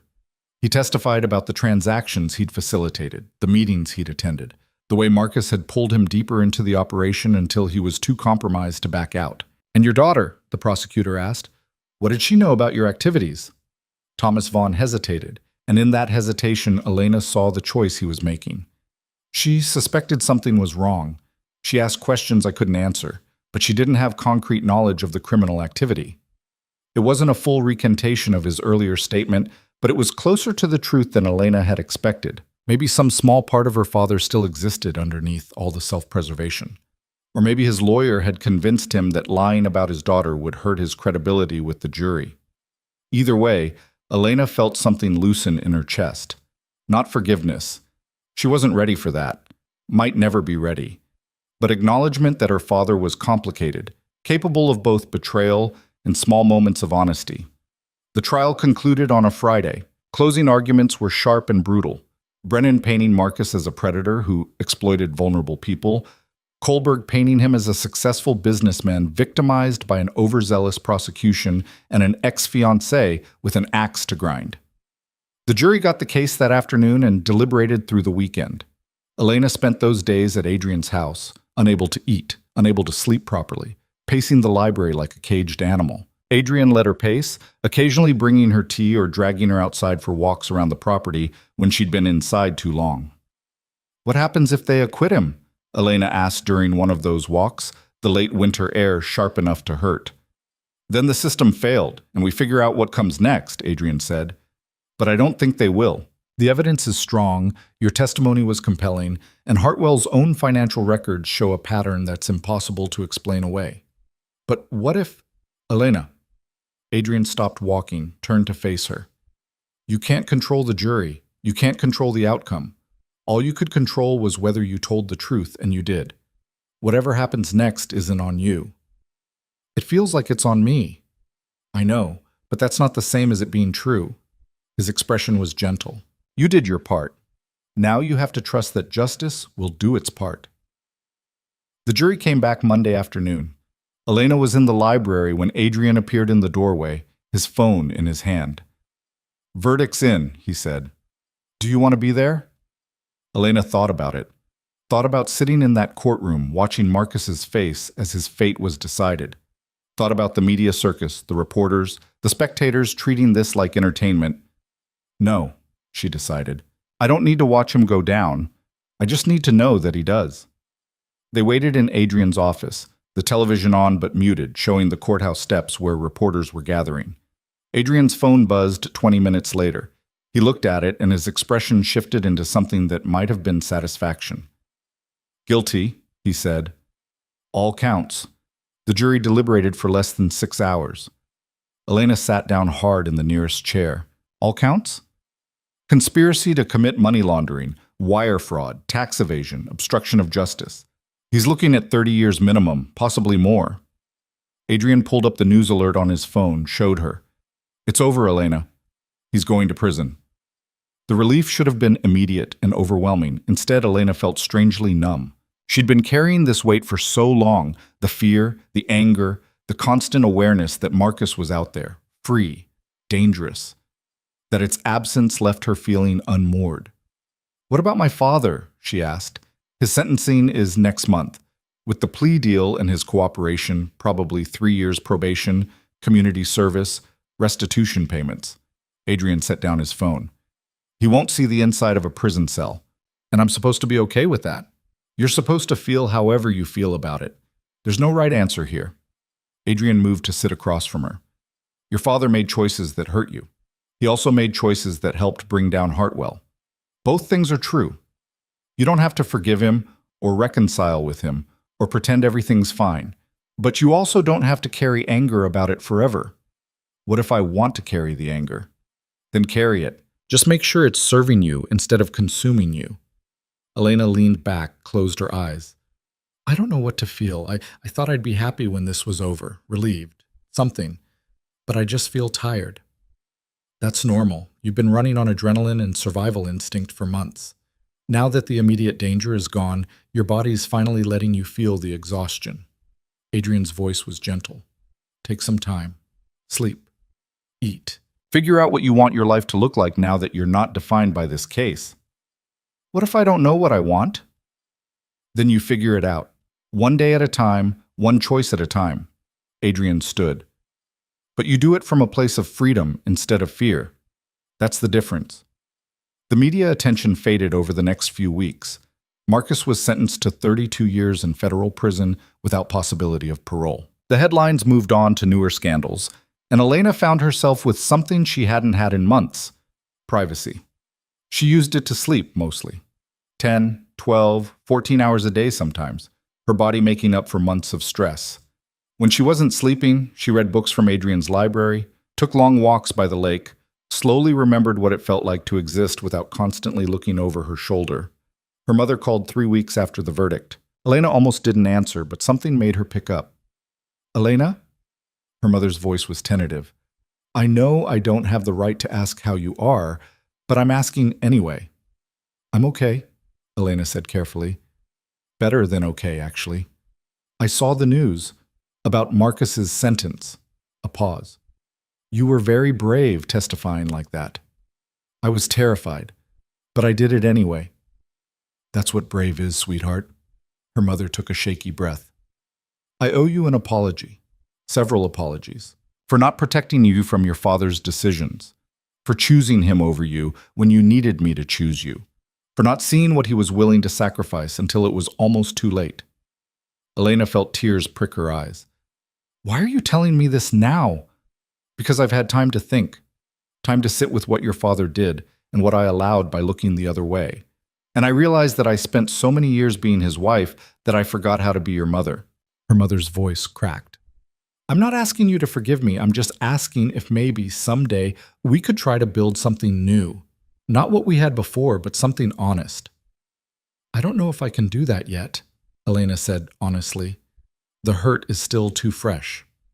I understand, and I'll wait, however long it takes. A pause. I love you, Elena. I should have said that more. Should have shown it better. But I do love you. I love you too, Mom. Elena wiped at her eyes. I'll call you when I'm ready, okay? Okay. They hung up, and Elena sat with the conversation, with the tentative offer of reconciliation. It wasn't forgiveness. Not yet. Maybe not ever. But it was acknowledgement. A crack in the wall that might someday become a door. She found Adrian in his office, working through paperwork with the kind of focused intensity that meant he was deliberately not thinking about something. My mother called, Elena said from the doorway. Adrian looked up. And? And she apologized. Said she wants to try to build something new between us. Elena leaned against the door frame. I don't know if I'm ready for that. Then you tell her that. Being ready for reconciliation isn't something you can force. Adrian set down his pen. You get to decide what relationship, if any, you want with your parents. That's your choice now. Everything's my choice now, Elena said. That's the part I'm still getting used to. It takes practice. You've spent most of your life letting other people decide things for you. Learning to trust your own judgment is a skill. Elena moved into the office, sat in the chair across from his desk. Can I ask you something? Always. What happens now? With us, I mean. She gestured vaguely. The trial's over. Marcus is in prison. I don't need protection anymore. So what am I doing here? Adrian was quiet for a long moment, his expression unreadable. What do you want to be doing here? I don't know. That's why I'm asking. Elena. Adrian leaned back in his chair. You can stay as long as you want. You can leave tomorrow. You can come and go as you please. But I need you to make that choice for yourself, not because you think you owe me something or because you're scared of being alone. What if I'm choosing to stay because I want to? Because being here feels right in a way nothing else has in a long time. Something shifted in Adrian's expression, a crack in his usual control. Then stay. But be clear about why. Are you staying because this house feels safe or because I'm here? The question hung in the air between them, honest and terrifying. Elena thought about the past months, the conversations in the early morning hours, the chess games, the way Adrian had seen her more clearly than anyone ever had, the way she'd started looking forward to seeing him, started measuring her days by their shared moments. Both, she admitted. The house feels safe, but you make me feel like I'm allowed to be complicated and messy and still worth something. And I don't know if that's just gratitude or something else, but I know I'm not ready to walk away from it yet. Adrian stood, moved around the desk until he was standing in front of her. I need to tell you something, and I need you to hear it without feeling obligated to respond in any particular way. Okay? I didn't plan on caring about you. You were supposed to be a witness, someone I helped in order to take down Hartwell. But somewhere between pulling you out of that church and watching you stand up to your father, you stopped being a case and started being someone I couldn't imagine not having in my life. His voice was low, careful. I'm not asking you for anything. I'm just telling you where I am, so you can make informed choices about what comes next.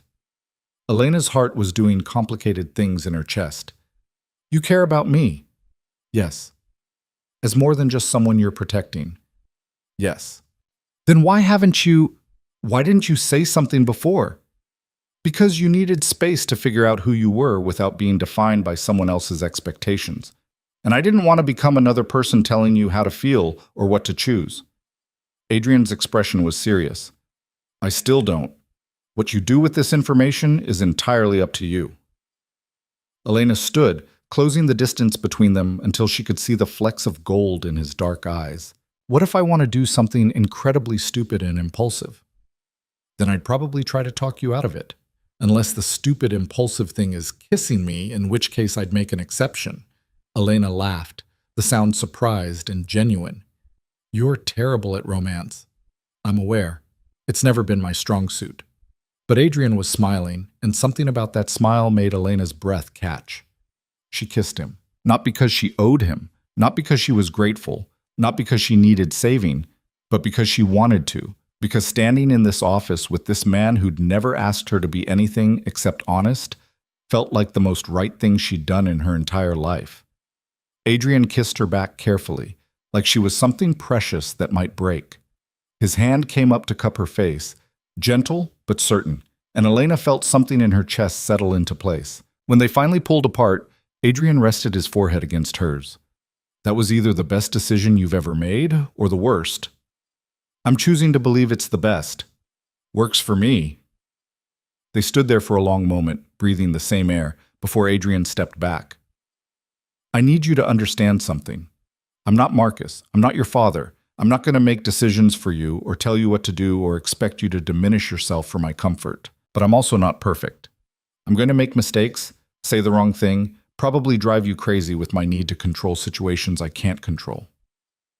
I'm not perfect either, Elena said. I'm going to doubt myself, second-guess every decision, probably have moments where I panic that I'm falling back into old patterns. But I'm learning how to trust myself, how to choose myself. Then we'll learn together, make mistakes together, figure out what this is together. Adrian's smile was soft. No pressure, no expectations, just honest. I can work with honest. They spent the rest of the evening in the library. Elena curled up in one of the leather chairs reading while Adrian worked on his laptop nearby. It was comfortable, easy, the kind of domestic quiet that Elena had never experienced before. No performance, no trying to be what someone else needed, just existing in the same space.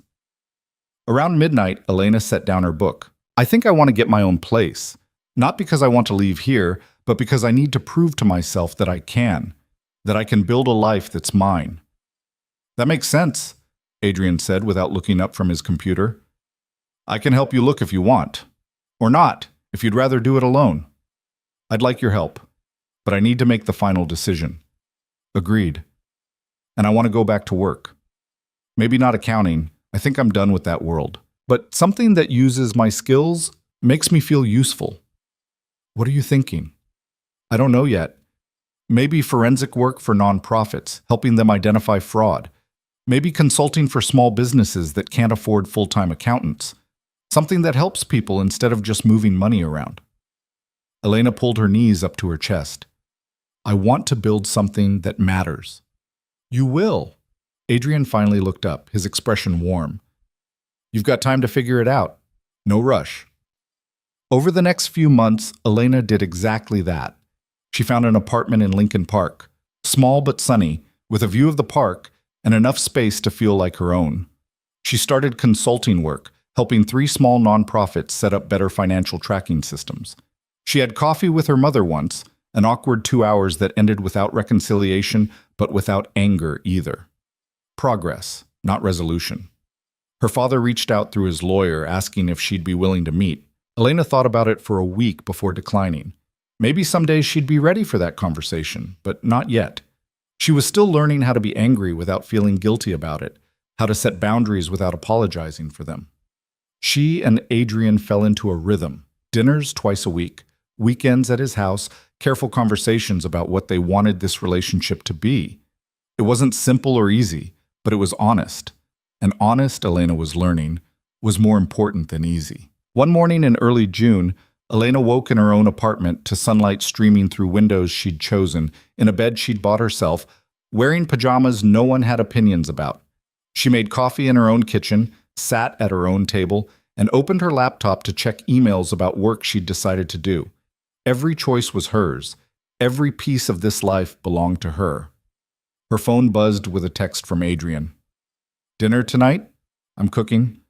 Elena smiled, typed back. You can't cook. I can order takeout and put it on actual plates. That counts? That absolutely doesn't count. But yes. She set down her phone and looked around her apartment. The books on the shelves, the art on the walls, the small collection of things that made this space uniquely hers. It wasn't perfect.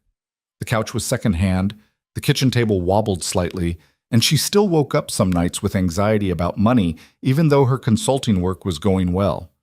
But it was hers, built from choices she'd made, not circumstances she'd accepted. That evening, Elena showed up at Adrian's house with wine and found him in the kitchen surrounded by takeout containers and looking slightly stressed. I thought you were putting this on plates, she said, laughing. I am. I'm just trying to make it look intentional instead of like I gave up on actually cooking. Adrian gestured at the spread. Tie okay? Tie's perfect. They ate on the terrace overlooking the lake, the summer evening warm and endless. Adrian told her about a new case he was consulting on. Elena told him about the nonprofit that wanted to hire her full-time. They argued good-naturedly about whether her chess game was actually improving or if he was just letting her win more often. I have something for you, Adrian said as they were cleaning up. He disappeared into his office and returned with a folder. What's this? Information about a foundation I'm starting. Helps people get out of situations like the one you were in, coercive relationships, financial abuse, forced arrangements. Provides legal support, housing assistance, job training. Adrian set the folder down. I want you to be part of it.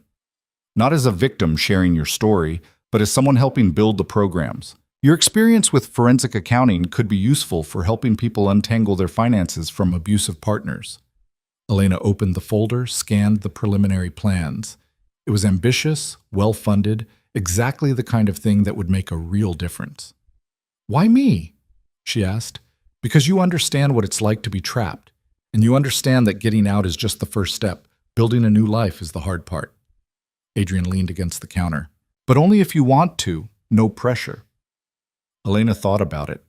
Thought about the woman she'd been walking down that aisle, terrified and alone, thinking she had no choices.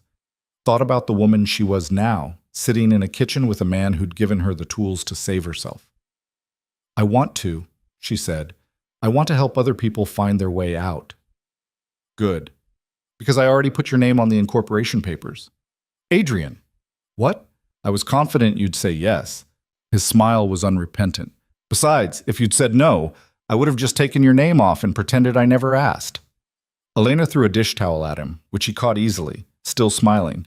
And in that moment, standing in this kitchen, arguing with this man who'd seen her at her worst and somehow convinced her she was worth fighting for, Elena realized she was happy.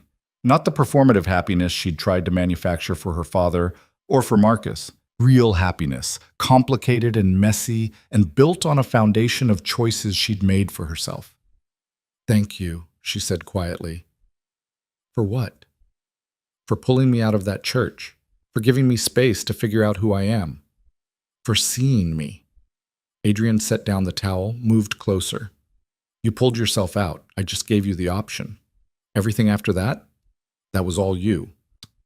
He kissed her, and Elena kissed him back. And somewhere in the distance, the lake reflected the last of the sunset, turning the water gold and pink and impossible. They spent the rest of the summer building the foundation, choosing office space, interviewing staff, setting up programs. Elena threw herself into the work with an intensity that surprised her, finding purpose in helping others navigate the kind of hell she'd barely escaped. The first person they helped was a woman named Sarah, 24 years old, engaged to a man who controlled every aspect of her life. Elena sat with her in the foundation office, listening to her story, seeing her own fear reflected back. I don't know how to leave, Sarah said, crying. He's got access to all my accounts, knows where my family lives, told me if I try to go, he'll make sure I regret it. You leave the same way I did, Elena said.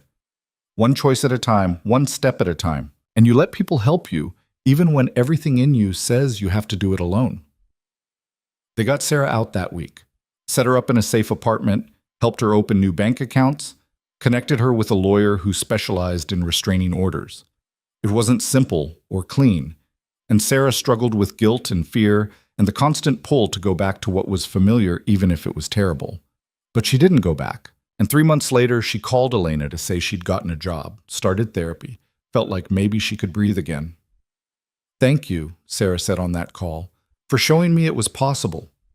You did it yourself, Elena said, echoing Adrian's words from months ago. I just showed you the door. You walked through it. A year after the trial, Elena woke on a Saturday morning in Adrian's bed. She'd started staying over most weekends, though she kept her apartment as a reminder that she could leave anytime she wanted.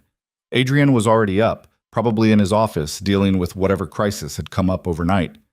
Elena found him on the terrace instead, coffee in hand, watching the sun come up over the lake.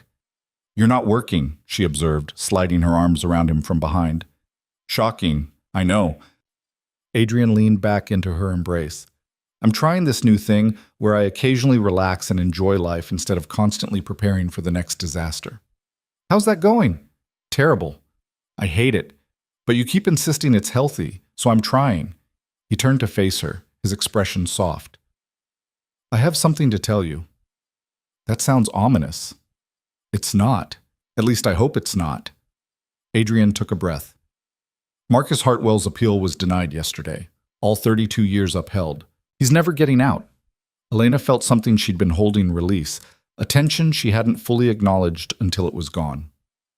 It's really over. It's really over. They stood together as the sun climbed higher, painting the lake in impossible colors. Elena thought about the woman she'd been, walking down that aisle in a dress that felt like a shroud. Thought about the choice she'd made in a moment of chaos, trusting a stranger's hand over the familiar trap of her father's expectations. Do you ever regret it? She asked. Pulling me out of that church? All the complications it brought into your life? Never. Not once. Adrian's arms tightened around her. You're the best complication that ever happened to me. Even when I'm difficult? Especially then. Difficult means you're thinking for yourself instead of trying to be what someone else needs. He kissed the top of her head. I love you, Elena.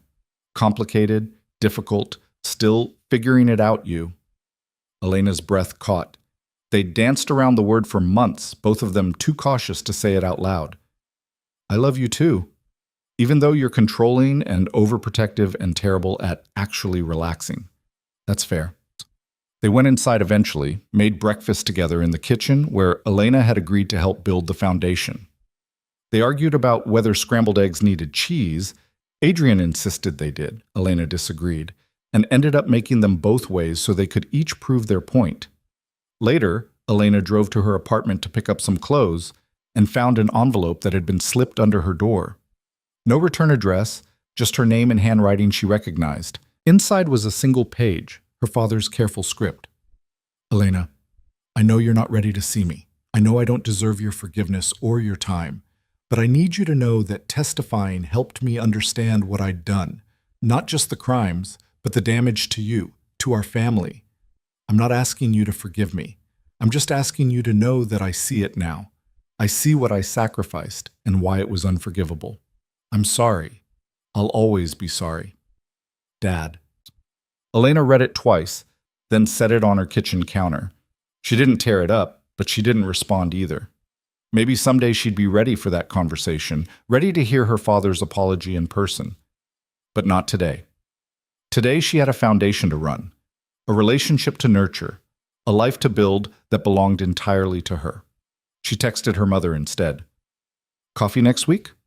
The response came quickly. I'd love that. Progress. Not forgiveness, not reconciliation, just small steps towards something that might someday feel like family again. Or might not. Elena was learning to be okay with either outcome, learning that she could love people from a distance if that's what protected her peace. That night, back at Adrian's house, Elena found him in the library with a bottle of wine and the chess set. Ready to lose again? He asked. Ready to finally beat you without you letting me win, she corrected. They played 3 games. Elena lost the first 2, won the third legitimately, and accused Adrian of letting her win anyway. I didn't, he protested. You're actually getting good at this. Liar. Elena, I'm many things, but I don't throw chess games. You earned that win. She studied his face, looking for the tell that he was humoring her, and found only honest pride. Maybe she was getting better. Maybe she'd learned to see the whole board instead of just the next move. They opened a second bottle of wine and moved to the couch, Elena's head on Adrian's shoulder, both of them comfortable in the kind of silence that only came from knowing someone deeply. What are you thinking about? Adrian asked eventually. About how different my life looks now. A year ago, I was walking down an aisle toward a man who scared me, convinced I had no other options. And now I'm here, doing work I care about, with someone who sees me, building something that actually matters. Elena looked up at him. It's almost too good. Like I'm waiting for it to fall apart. It won't fall apart, but even if it did, even if everything went wrong tomorrow, you'd survive it, because you've learned how. Adrian's voice was certain. You're not the woman who needed rescuing anymore, Elena. You're the woman who rescues herself. I'm just lucky enough to get to watch. And occasionally help with the heavy lifting. And occasionally help with the heavy lifting, he agreed, smiling. Elena settled back against him, feeling the steady rhythm of his breathing, the solid warmth of his presence. This was what safety felt like, she realized. Not the absence of danger or fear, but the presence of someone who saw you completely and chose to stay anyway. I want to expand the foundation, she said. Add more cities, help more people. I've been thinking about it a lot. Tell me. So she did. Told him about her ideas for satellite offices, for partnerships with existing nonprofits, for training programs that taught people the practical skills of rebuilding their lives. Adrian listened, asked questions, offered suggestions, treating her ideas with the seriousness they deserved. By the time they finished planning, it was past midnight, and Elena's eyes were heavy. They went to bed wrapped around each other, and Elena fell asleep thinking about the future. Not with fear or dread, but with something close to excitement. Months became a year, became 2 years. The foundation grew, helping dozens of people escape situations similar to Elena's. Her relationship with Adrian deepened, became something neither of them tried to define too rigidly. Some weeks she stayed at his house every night. Some weeks she needed her own space. They learned each other's rhythms, learned when to push and when to give space, learned that love didn't require perfection or constant proximity. Elena's mother came to the Foundation's second anniversary event, proud and tentative, their relationship slowly rebuilding into something that would never be what it was, but might be something better. Her father sent a card from his halfway house. He'd completed his probation and was working construction, trying to rebuild a life. Elena still hadn't seen him in person, wasn't sure she ever would. That was okay too. On a cold morning in December, 3 years after the wedding that never was, Elena stood in the Foundation office looking at the wall of photos. Every person they'd helped, every life rebuilt. Sarah was there, now working as an intake coordinator, helping new clients navigate the same terror she'd once felt. Others had gone on to new cities, new careers, new versions of themselves they'd never imagined possible. We did this, Adrian said, appearing beside her with coffee. He'd started spending more time at the Foundation, less time on his other businesses. Said helping people find their way out felt more important than accumulating wealth. We did this, Elena agreed. Then, because honesty had become their foundation, I did this. With your help, with your resources, with your support. But I did this. You did this, Adrian confirmed, and the pride in his voice made Elena's throat tight. Her phone buzzed with a text from her mother. Your father asked about you today. I told him you're happy. He cried. Thought you should know. Elena stared at the message for a long moment, feeling the complicated tangle of emotions that came with any mention of her father. Anger, sadness, old hurt that had scabbed over but never fully healed. And underneath it all, the smallest seed of something that might someday grow into forgiveness. Or might not. She texted back, Thank you for telling me. That was enough. That was all she had to give right now, and that was okay.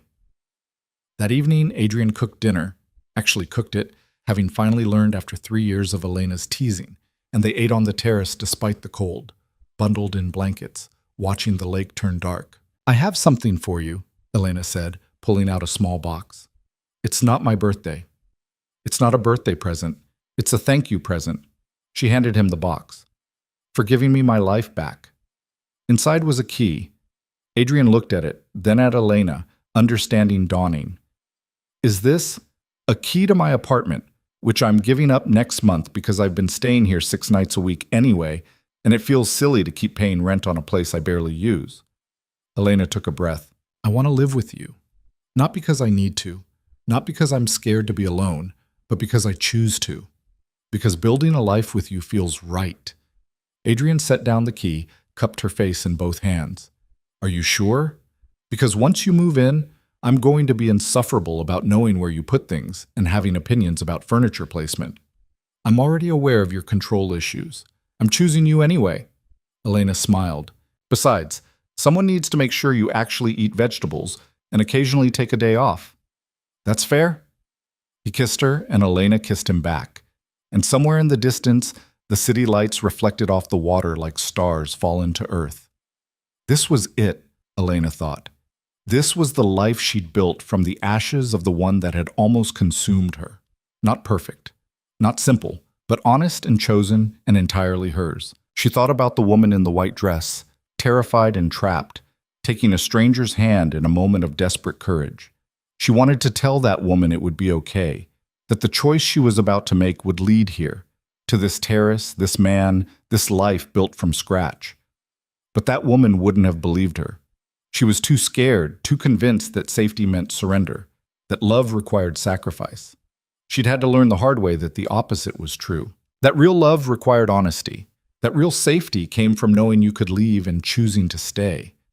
That sacrifice without choice was just another word for slavery. "What are you thinking about?" Adrian asked, pulling her closer against the cold. "About how far I've come. About the person I used to be and the person I am now." Elena looked up at him. "About how grateful I am that you saw who I could be before I could see it myself." "I just saw who you already were. You did all the hard work of becoming her." They stayed outside until the cold drove them in, then built a fire in the library and read together in comfortable silence. Elena's phone buzzed with a notification, another client intake request, another person reaching out for help escaping a life they'd never chosen. She'd respond tomorrow. Tonight was for this, for warmth and quiet. And the man who taught her that choosing yourself wasn't selfish, it was survival. Years later, when people asked Elena about the wedding that never was, about the stranger who'd pulled her from the church, about how she'd built a life from the wreckage of that day, she'd tell them the truth, that salvation rarely looked like you expected it to, that sometimes the scariest choice was the right one, that building a life worth living required burning down the one you'd been told to accept. That love, real love, didn't ask you to be smaller or quieter or more convenient. It asked you to be honest, even when honesty was hard, especially then. And that the bravest thing she'd ever done wasn't walking away from Marcus Hartwell or testifying against him or building a foundation to help others. The bravest thing was learning to choose herself, again and again, until choosing herself became as natural as breathing. That was the lesson she'd carry forward. That was the truth she'd built her life on. And standing in the library of a house that had become home, surrounded by books and warmth, and the quiet presence of someone who'd never asked her to be anything except real, Elena knew she'd finally learned what it meant to be free. Not the absence of fear or pain or difficult choices, but the presence of agency.